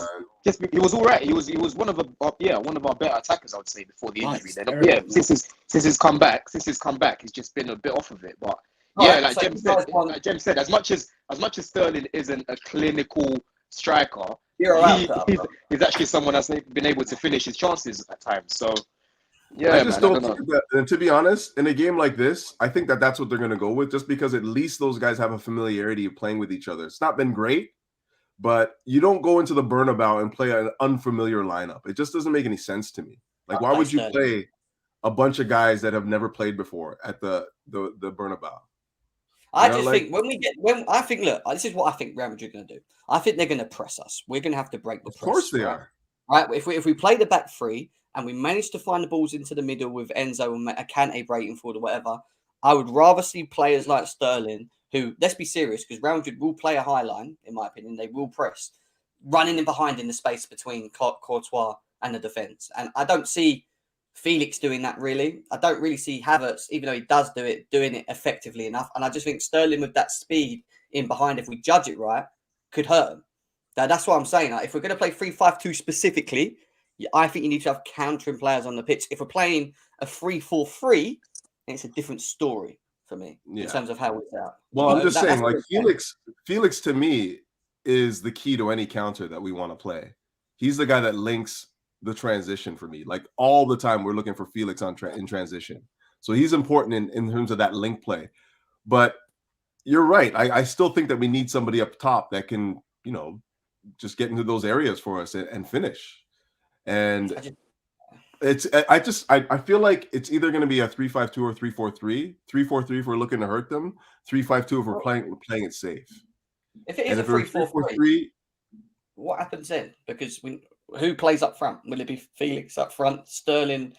How would it be? Or would it be Sterling? Or will we do what we did against Dortmund, where we played Sterling as like the main guy up front, and then we just left Havertz and Felix? Well. Do you think we could do something like that?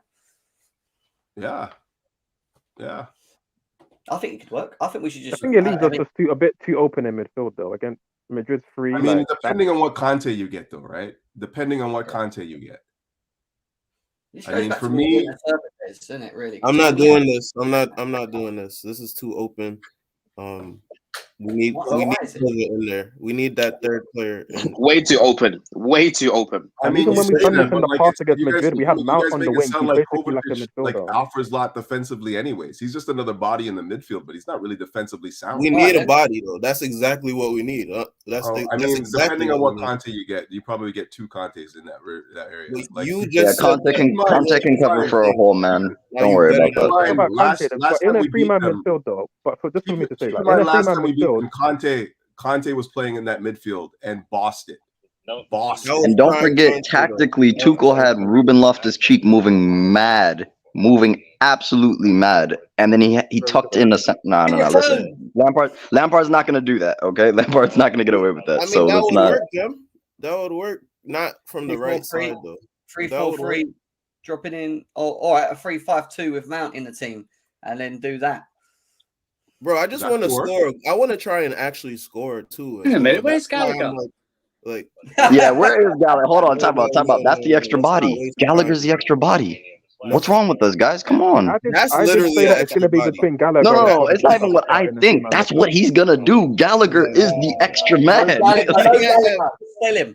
But enough you can't have Clover, Conte, and Fernandez and choose Gallagher. No, Gallagher's in there for Kovacic. I don't want to. Yeah, Jesus, can you imagine? Or Mount, should we say? Mount don't play no more, so I think Gallagher's over Mount these days. So yeah, don't add Mount to any lineups. This guy hasn't played God knows how long. There you go, Connor. Go on, Connor. I would rather Mount be the sub than Gallagher. No, that's right, Jim. Connor further stuff. It's gonna be Conte for Gallagher. Watch. It's gonna be Conte for Gallagher as a sub. So he's gonna tell him to get him. Let me ask you guys this, because I didn't watch the Wolves game. I chose not to, and it was probably a good thing because we lost anyway. But what did he set up as? Was it a 4-2-3-1 or a 4-3-3? Because I didn't see it. So what did he do? It was a hybrid, but like it was 4-3-3, but Gallagher started was 4-3-3. So he's not necessarily a. It was an abomination. That's what it was. I'm gonna put it to you this way: it started off a 4-3-3. Gallagher turned it to a 4-2-3-1, and then somewhere in the middle of the game, the half circle came out, Jem, where we just had. No, I'm glad I didn't watch it. No, I'm not watching that. We're in the trenches, people. My Chelsea faithful, my brethren, my sisters. We are in the trenches. Did we do what he did last time when he played a 4-1-5? Because he likes leaving one midfielder on his own, doesn't he? And then he plays 5 up front. It's like tactically the formation turns into that, Jim. And I don't know why. Gallagher up front? Fuck it. Come on, Gallagher, yeah. Tell me. What we're doing with a 4-3-3 then, please, anyone? Because I don't know, I have a clue what we'd do in this situation. Is it going to be Kovacic there? And then what? Who plays there? Who did he play up front? Havertz, Felix, and who? Sterling. Sterling. Did he play Sterling? Really? All right, there you go. ZX. Put ZX. No. Winter Surfer's loving this, isn't he? Look, he's loving it. Yeah, no, he's the definition of I want vibes. He says ZX. Right. A lot of people trust Mudryk in this game. I'm seeing it in the chat. Like a lot of people would say, "Bun your man Havertz, put Felix there, and put Mudryk." Do you think Zakaria touches the field? That's what I want to know. No. He should, but he won't. It's too late now. He should, but he won't. Gallagher is more likely to touch it than him. What? More likely, Gallagher will touch the pitch at the Bernabeu. He'll cry his eyes out. He'll say, "What an amazing experience." Zakaria even makes the bench. Put it that way. If he plays this formation tomorrow, we're You're not losing. trying to win, then. 3-0, I'm telling you now.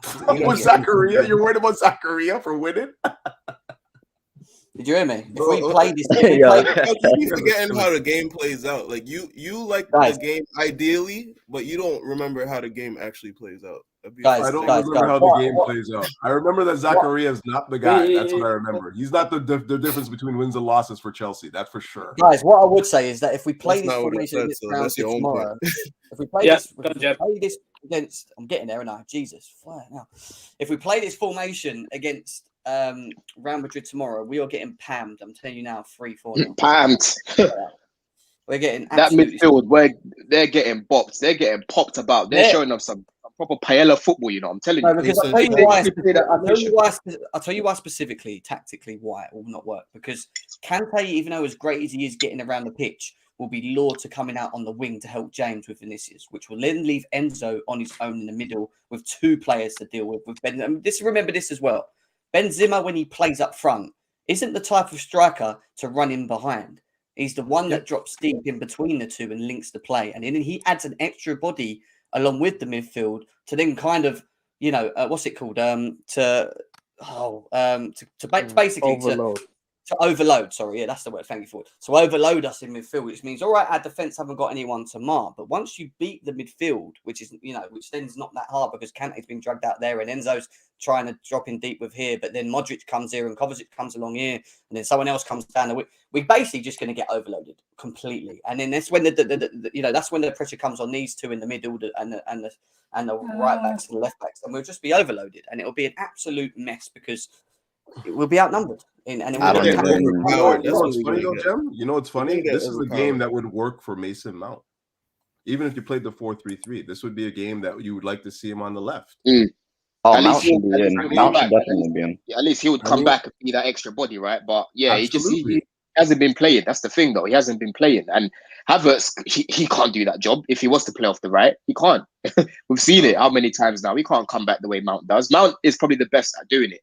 Connor seems to be doing it, but he at the same time he's just running around doing nothing really. So it has to be a 5-3-2, man, in my opinion. Like if we play a back four like this, we're gonna get bopped. It'll be criminal if he plays this. Criminal. If he plays a back four, the thing that I said, right? Because I was on the terrace the other day, and the first thing that I said is, I know Frank Lampard's been focusing on Everton, because obviously he was the manager there and he got sacked. But surely he would have been keeping an eye on our games and watching how we've been setting up pretty much all season. So it was weird to me that he would even try a back four because we've been shit in a back four all season, and it goes back to the point that Couch made in terms of how many players have come in. We haven't been stable off the pitch, so let alone on the pitch. So I don't know, man. I'm skeptical if he's even going to go to a back five because this man's scary me. Frank Lampard's a scary manager. I'm telling you. We're just not used to him. Like, and we know that our preferred tactic right now is going to be 3 at the back, and we don't know if Frank has that in his locker. Really, that's really what it is. But it's like if you can't go into the Bernabeu and play a back four, like where we've been so uncomfortable all year. It just does not make any sense to me.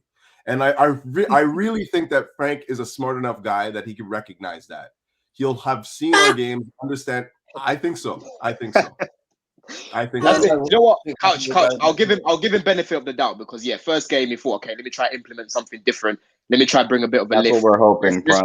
Let's try bring a little bit of an attacking impetus, and let's see if we can score more goals. But that backfired. So let's give him benefit of the doubt. First game, he's brushed off that rust. So hopefully, Frank, if you're listening, mate, go back to a back five, please. I mean, we can't go there until what it means to be you're in a European Cup tie. Like he's been in them before. He knows that you have to soak up the pressure at home, away from home, and get yourself a chance to win it at home.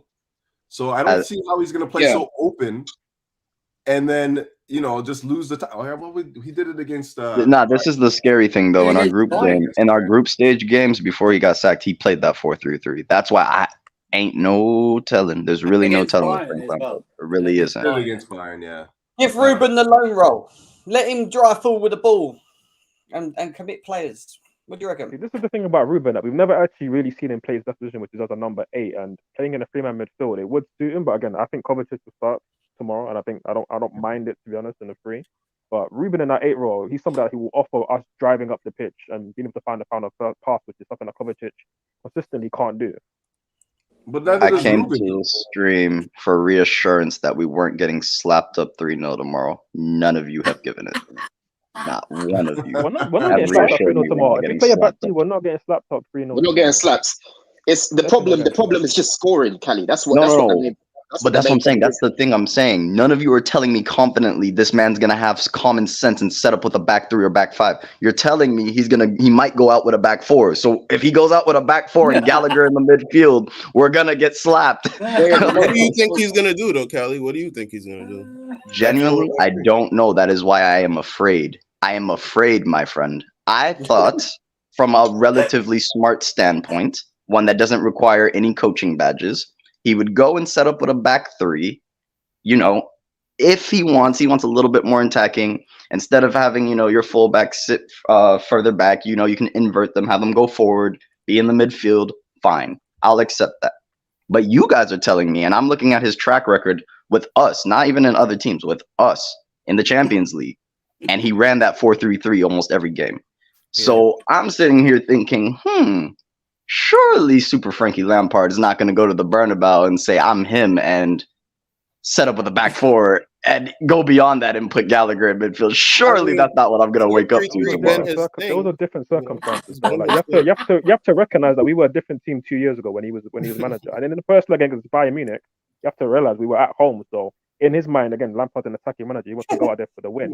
These are different circumstances. Yeah. We are on our knees as a team. Confidence-wise, we're on the floor. So it makes sense to just sit back, play on the counter, which you've seen in recent weeks. Lampard would have been studying us in recent weeks. We've been better in the back 3. You saw Wolves as an opportunity to get some confidence in us and get goals by going attacking, and obviously it backfired. Having been embarrassed there in your first game, you don't want to then go and get embarrassed at the Bernabeu. So logic would suggest that you want to go defensive. So if he defies that and goes 4-3 again and gets slapped even more, then wow, he's even worse than I think he is. But I just don't see him doing that, to be honest. It's gonna be so funny, I was going to say it's going to be so funny. He's going to talk about how he played against Bayern Munich for their lives, how he played against Barcelona for his lives, his past experiences as a player and knowledge. Without even a coaching badge, should know that he should go as a back 3. But I genuinely see him go back 4 tomorrow. He'll talk about. See what I mean? No one's giving me confidence. He's gonna set up correctly and give us the best chance. Guys, I've explained the logic why he should go to a back 3 and why I believe he will go to a back 3. Explain the logic why he would stay at a back 4. Do you think he's gonna actually go over back 4? Sir, there's no logic. That's why I want it from you. I'm asking for reassurance. I've seen Frank Lampard with no logic. Why did you set up with a back 4 yesterday? I know, and I've explained why he's gonna go to a back 3. Why I believe. Well, I'm like 90% sure he'll go to a back 3. But for those saying he's gonna go back 4, please explain why. Okay, so this would be it, right? He doesn't learn from his mistakes, okay? He will do something until it either starts working again or he gets sacked. And he proved it at Chelsea and at Everton. So until it stops, until it starts going again. He doesn't know how to change things. He rarely does. On occasion at Everton he did for a few games, but then he went back to his usual what did he go back to at Everton? I think he went a couple of games. He experimented. He went back 3 at Everton for a very long time, like for most of the season, like last season to like when they were like in a relegation battle, he went to a back 3 to save them. But most of the start of this season, he went to a back 3 as well. Like, so he did change things at Everton. And again, coming here again where he's been embarrassed, and he doesn't change. Sacked, he doesn't. I can see him wanting to change it. Doesn't that then show then that he doesn't have the self-awareness of us playing in a back 3 for nearly 2 years, which we've been better as, and he comes in and arrogantly thinks that he can play a back 4 with this team at this moment in time? That would say to me, they would say to me he's learned if he does change it. If he goes to the back 4 at the Bernabeu tomorrow and doesn't change it even in game, that would show to me that he just thinks he knows better. And that's fine for him to do so. He knows the position, but I think for you, I think everyone here to actually look at what Lampard's done at Chelsea and Everton and give him the benefit of the doubt is ridiculous. We're only doing it because it's yeah, but Andrew, yeah, but this is different circumstances. Hang on. Let me just finish. And it's one sentence. We're only doing it because it's Frank Lampard. That's the only reason we're giving him benefit of the doubt. If it was a Rafa Benitez that came in, Not really. you wouldn't Not be for doing me. it. Oh, for me. come on.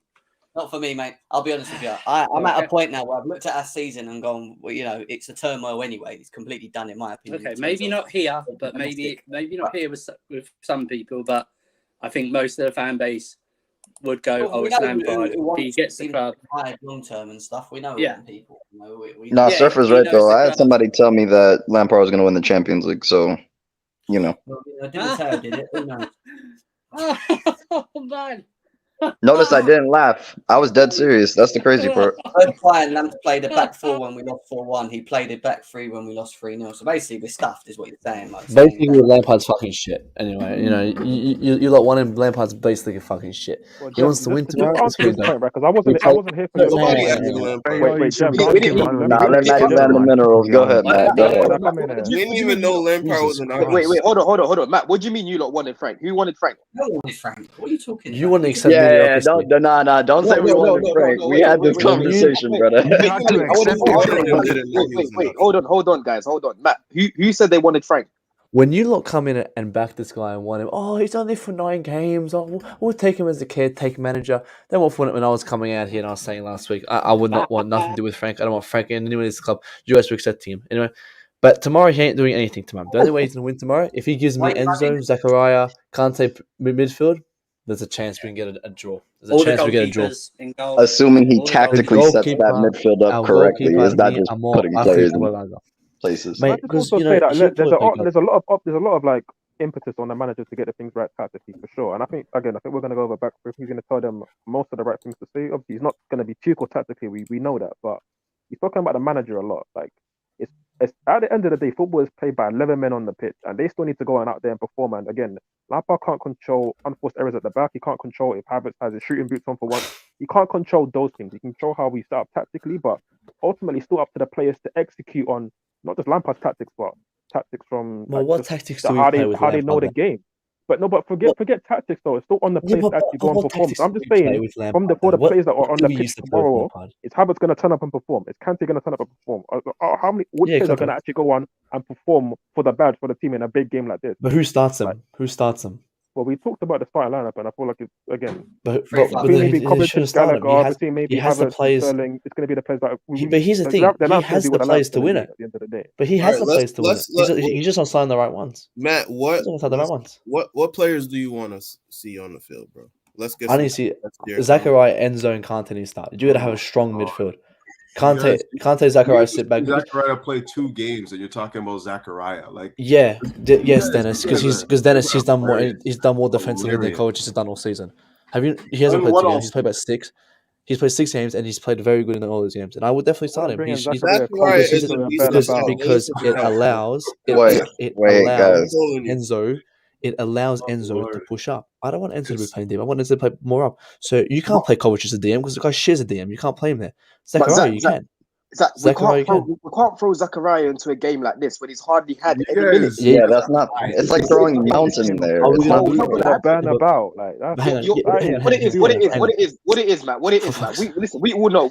No, don't we can, mate. Don't we can. We all know, yeah, that Frank Lampard is a meaty manager. He's not a good manager, right? But what you're doing is you're kind of preparing for it to go wrong and say, see, I would have played Zakaria, but he was never going to play anyway. Exactly. He was never going to play anyway. So, and even if he played Zakaria, I don't think it would have changed shit. What do you want from that? Yes, it would change shit because you can't play. I would rather just try something new because, hang on, everyone's sitting here saying we're going to lose. So I'm like, okay, let's try something different because we've tried the same thing. You start Gallagher. Hang on. You start Gallagher. You start Loftus-Cheek. You start Gallagher. You start Loftus-Cheek in that midfield. I can guarantee you. Matt, so every fucking time they start this shit, they're not good enough to start this team. When we lost to Villa, and when we drew, don't score. Yeah, when we lost to Villa and when we drew to Liverpool, did we draw and lose that game because Zakaria didn't play? What?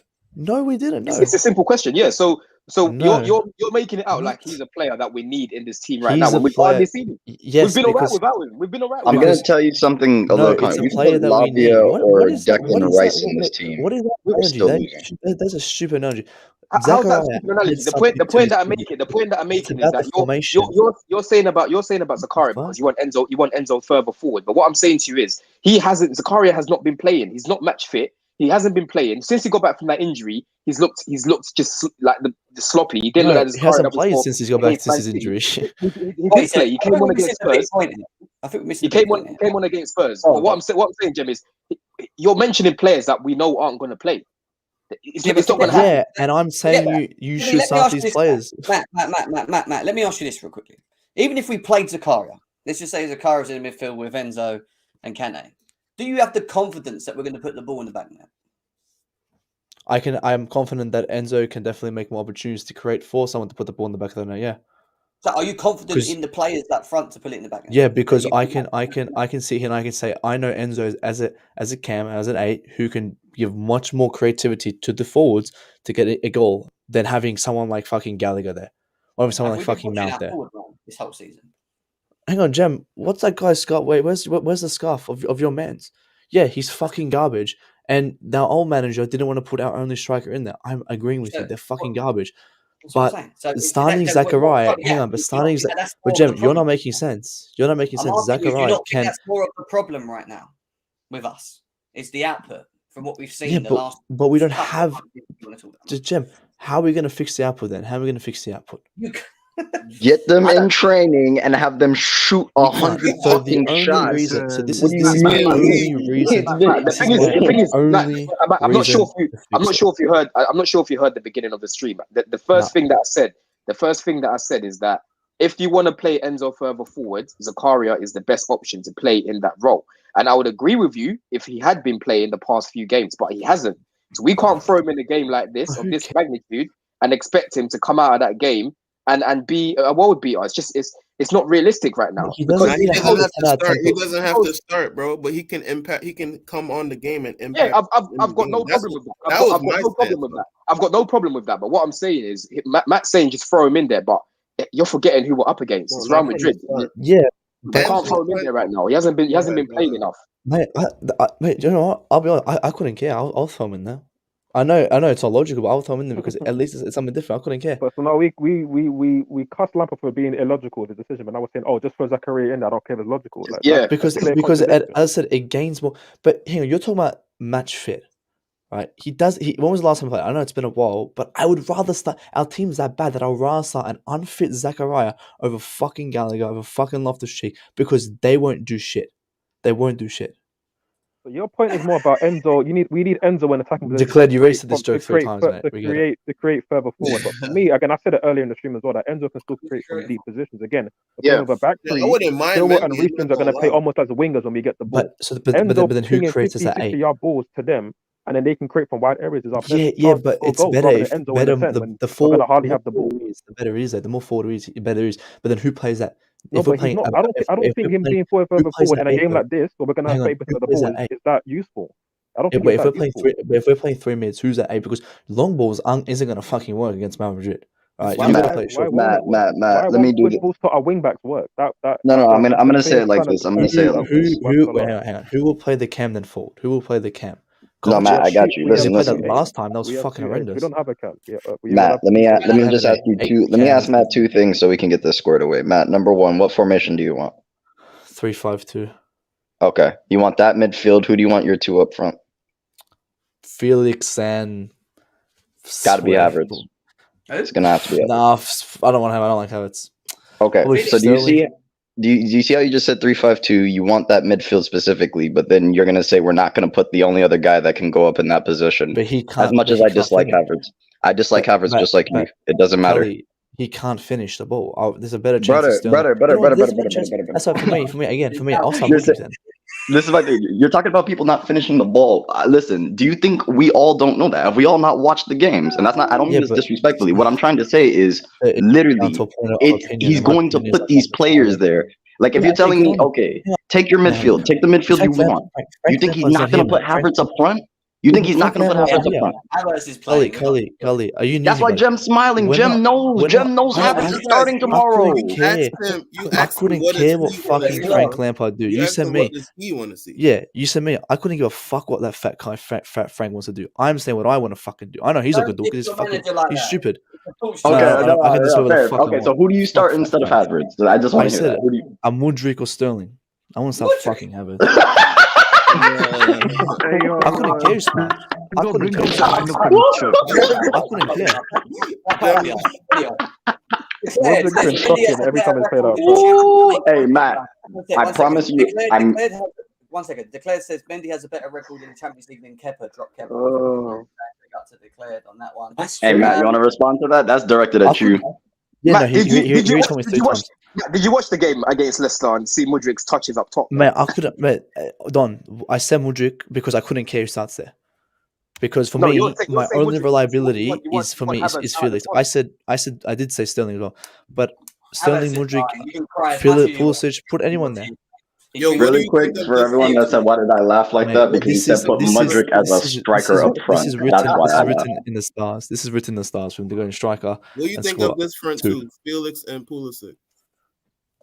Pulisic is played up front too, but again, I don't like him as a front two. I think the best thing we have is Sterling to play there. Sterling's the best. He's more secure on the ball. Yeah, he's more secure on the ball.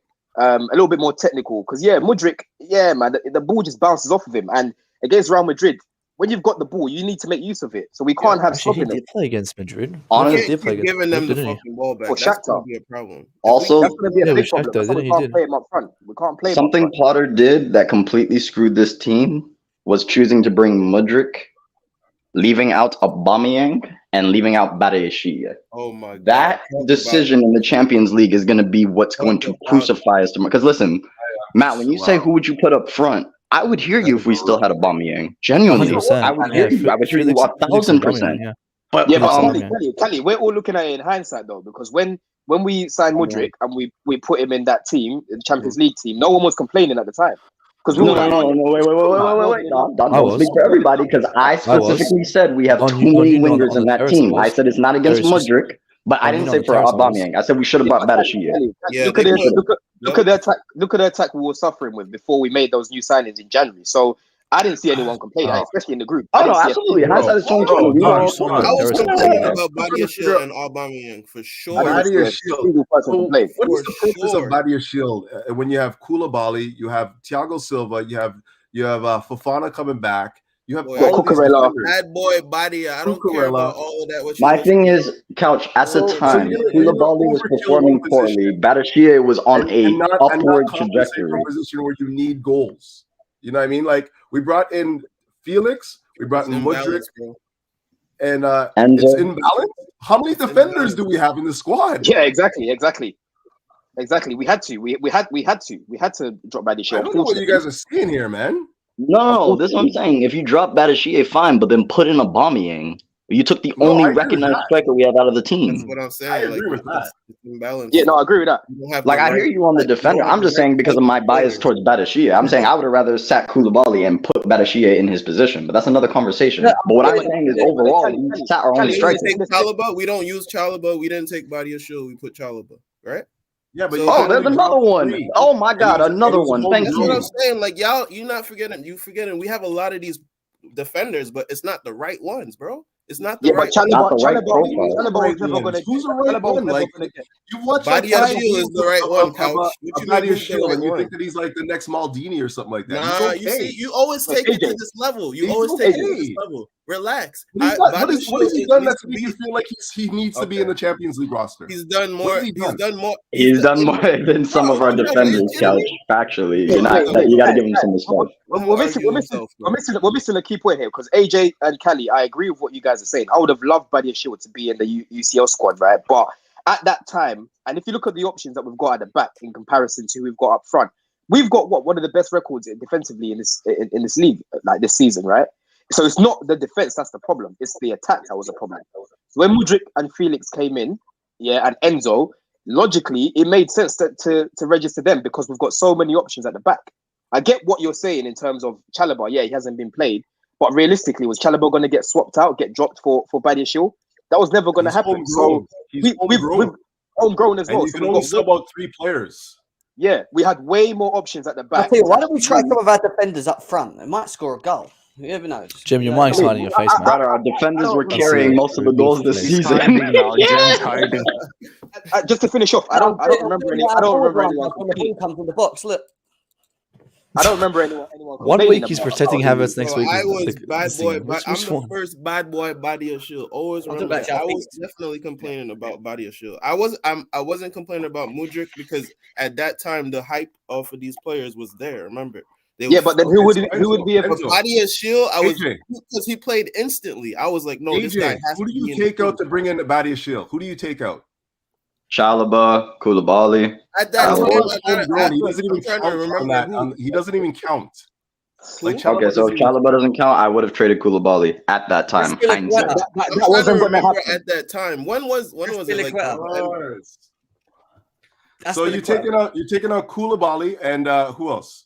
I'm not taking out Koulibaly. And I still listen, got I- Tony Stark. Kelly said that. Okay, Kelly so let said me that. just talk to Yeah, AJ for a guys, second. chill. AJ, Go one who at you a time. taking out Go to one at bring a in time. Badia I'm trying Shield? to remember who I was taking out at that moment. He said Chalaba cannot be the direct swap. I said I would argue Koulibaly. Okay, Then so he I'm said, not asking you right now, Callie. I just want to know what AJ like. We're all adamant on bringing in Badia Shield. Who do you take out of Felix?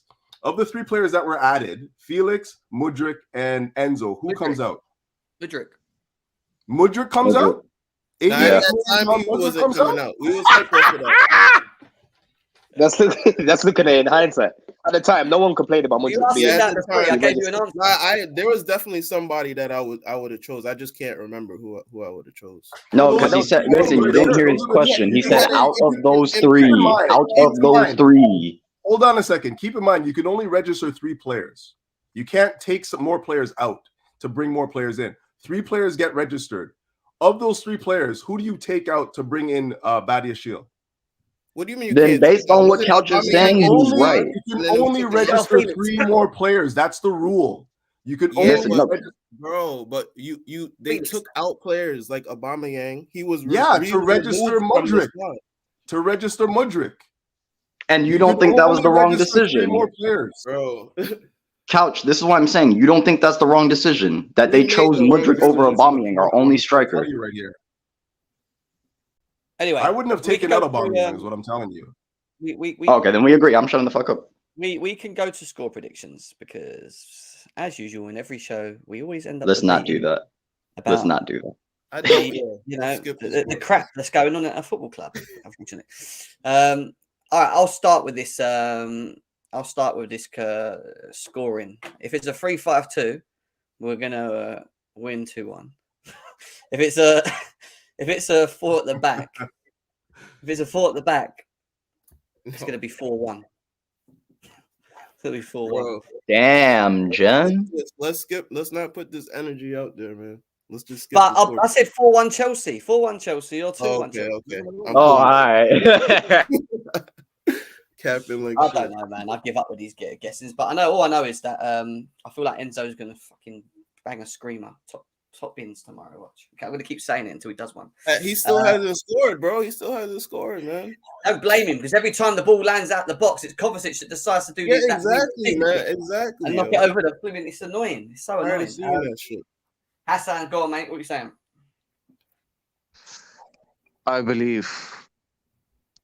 You believe? I was gonna say. My brain's thinking Madrid will Palmos. My heart's saying 1-0 Chelsea. Havertz will score the winner, man. It's something will happen, man. God. It's if it's going to be Havertz's time, it's going to be now. He turns up to these. James gonna have Turns a up livid every one once if he every ends up 3 winning months. 1-0 at the Bernabeu. Yo, Couch But is in all is honesty, we're getting Azpilicueta pumped. In all registered? honesty, but Havertz, I'm just gonna go missing the for point, bro. optimism. You're missing the I'm I'm point. going to go. I'm gonna finish here and say 1-0 You can Chelsea. Come on, only come on, deregister boys. 3 players. Okay, Which is okay. what we did. It doesn't allow you to bring in more players. You can deregister Yeah. 3 players. So what are you it's saying, 3 Coach? for 3. What are you saying, Coach? What am I saying about what? The result tomorrow or this Yeah. allocation Score of what prediction. Yeah, what are you players saying? for the Champions League? Because Yes, I don't know why we what we spend so got? much time on that. You can only deregister 3 players. That's what they did. And they chose Mudryk, Felix, and Enzo. Those are the 3 players. So anyways, yeah, I mean, I just can't see us scoring. Like, where are we getting goals from, man? So I'm gonna go optimistic and say 0-0. We take it back to Bridge and hopefully find a result there. I'm gonna say 0-0 though. Forward, are you going with a Kai Havertz hat trick? No, I'm not an idiot. I think the boys are going to perform tomorrow. I think they're going to give a really good performance. It's going to be back to the wall. It's going to be a lot of defending. We're going to have a lot of our counter attacks to try and create chances and cause them issues. We're going to probably waste a lot of counters like we always do.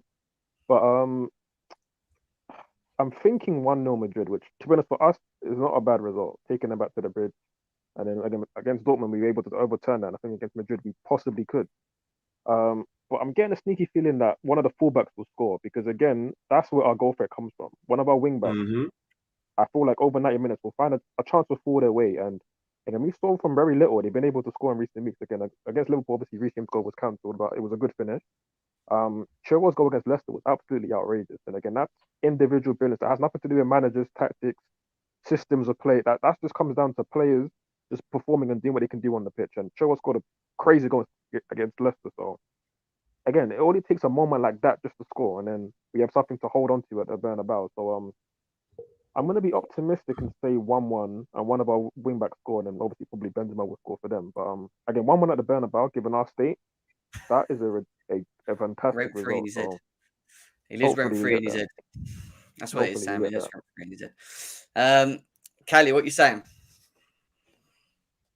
Up the Chelsea, win, lose, or draw. He starts a back 4, 5-1 to Real Madrid. If he starts a back 3, all right, let me be optimistic, man. He starts a back 3, 1-1 at the Bernabeu. Enzo, what are you saying? I'm just gonna go the tie. I don't know. Yeah. All right, there you go, Don. Oh, yeah, I'm thinking 1-1 like Cali. Every time I say more than 2 goals, we just never end up scoring, man. So yeah, I'm saying 1-1. I'm saying 1-1, man. I'm defeated, man. I'm just defeated. I can't wait for the season to finish. Jesus Christ. Oh, me too, man. But yeah, I am 1-1. So over this year. So that's over me. this That's what I season. didn't watch. Do you know what? I watch every game of Chelsea. When I went out on the weekend, I could have watched the game. I did put it on for 10 minutes, and I just felt I started watching this, and I was just like, I'm done, man. It ain't ruining my day today. I'm out. I was like, I'm not gonna be pissed off for the night. Do you know what I mean? Especially when I was out in Manchester as well. Couldn't be asked. One thing after another. Then I saw that thing as well. James Corden. What's going on with that? James Corden apparently. Yeah, apparently. Nah, that was false. It was bullshit. Yeah, no, that's what I'm saying. I knew it was cap. I knew it was cap. But what I'm saying is just the things that are being surrounded with Chelsea at the club at the moment. It's just a joke. You know why? I saw that. I just laughed and just kept scrolling. But yeah. Hey, yo, listen. Yeah, Chelsea will need the money next season. Amazon, you know what to do. Yes, Brelin. That's the energy, bruv. That's the energy. What are you saying, mate? That's on Howard's student. Yeah, mate. If he starts Enzo, Zakaria, Kante, I can see a 0-0 happening. But if it's anyone else, if Mickey Mount, he's loading it up. Hang on, you might as well say freaking what's his name, Bakayoko, man.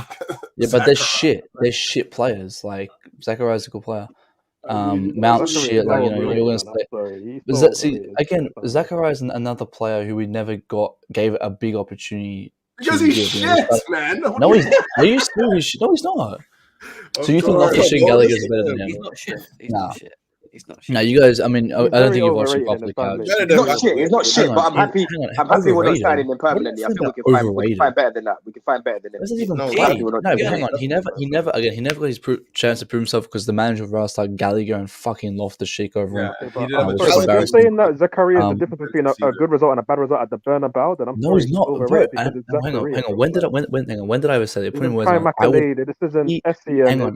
No. Again, you're just putting random words in my mouth and you're just creating your own analogy. My thing is, he will improve us. He's not going to win or lose us. What the fuck is that? He will improve us. An individual player isn't going to make us win or lose. Let them know. They chat. He is miles clearer than Loftus-Cheek. Miles clearer better than Loftus-Cheek. Miles clearer better than Gallagher. Mate, mate, chat Kovacic and Zakaria. Mate, Kovacic, Zakaria. It's still they haven't seen enough of Zakaria. And they're Did like, you watch him at okay, Gladbach? he's Did miles you watch him better. at Gladbach? You haven't seen him enough. Zach You has had haven't an seen him impact. enough. I watched him at Gladbach. I Watch him just at want to see him Juventus. because I haven't seen him. I get it. I'm like that too. Did you watch him I at haven't seen him, Juventus? so I want to see him. Did you watch him at He had a Juventus? small He impact. hardly I'm played not for going Juventus because to. he was He was injured. underwhelming at Juventus. No, He he was played horrible at 12 games. Juventus. Yeah.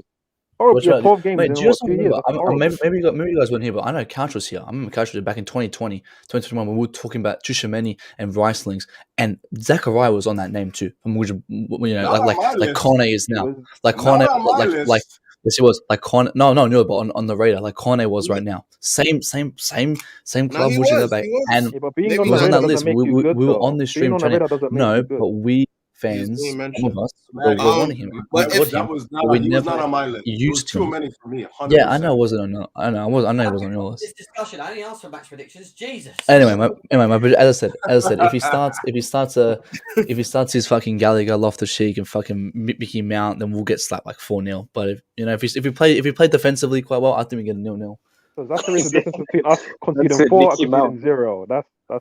To Yeah, me, because that's Mount's fucking overrated. I shit. don't think he's Mount's that just, good. Mount's I don't just think fucking shit. so. That's the difference between Matt 4 goals is and funny. 0 goals. Fair enough, bro. Fair enough. Fair I mean, enough. to be honest, Mount is a lot better than Kepa, and Kepa's in goal. So. No, he's Let's not. have it No, right. he's not. Mate, You let me know when fucking Kepa or Mount wins us a final. Fucking Mount's already lost us 3 in a row. Mount to Kai Havertz for the goal in the Champions League final. Nah, it doesn't count. Didn't score it. It does. You can't ignore that pass. You can't ignore that Jem, sorry, I'm going to change my prediction Does to it make 2-1 up for because I his remember 3? Kepa's in goal. And Kepa attack Does he against make up for his Benzema. 3 FA We know finals what he that's lost going to be us? like. So, yeah, It wasn't 2-1, good 2-1 enough Madrid. because Kepa weren't in the team. Yeah, that's it. Mate. 2-1 Yeah, Madrid. exactly, Jem. Exactly. If Kepa starts tomorrow, guys, don't worry. Don't worry about Valverde. Don't worry about anyone. I feel like Kepa's in we're goals, don't Benzema worry. has one shot on target and it goes through Nah. Kepa, mate. Don't worry, because But I'm Mendy scared of isn't bangers passing the going ball in. to them. Kepa's just Nah. attract bangers, you know. Like it's just gonna go. Nah, top mate. end. If Mendy was there, mate, he'll give them assist them 3 goals. Mate, But Kepa and me and what Arita Balaga said, don't worry he's about not it. playing shots, Kepa. He's not big enough. He doesn't even Mendy fit for that did give job.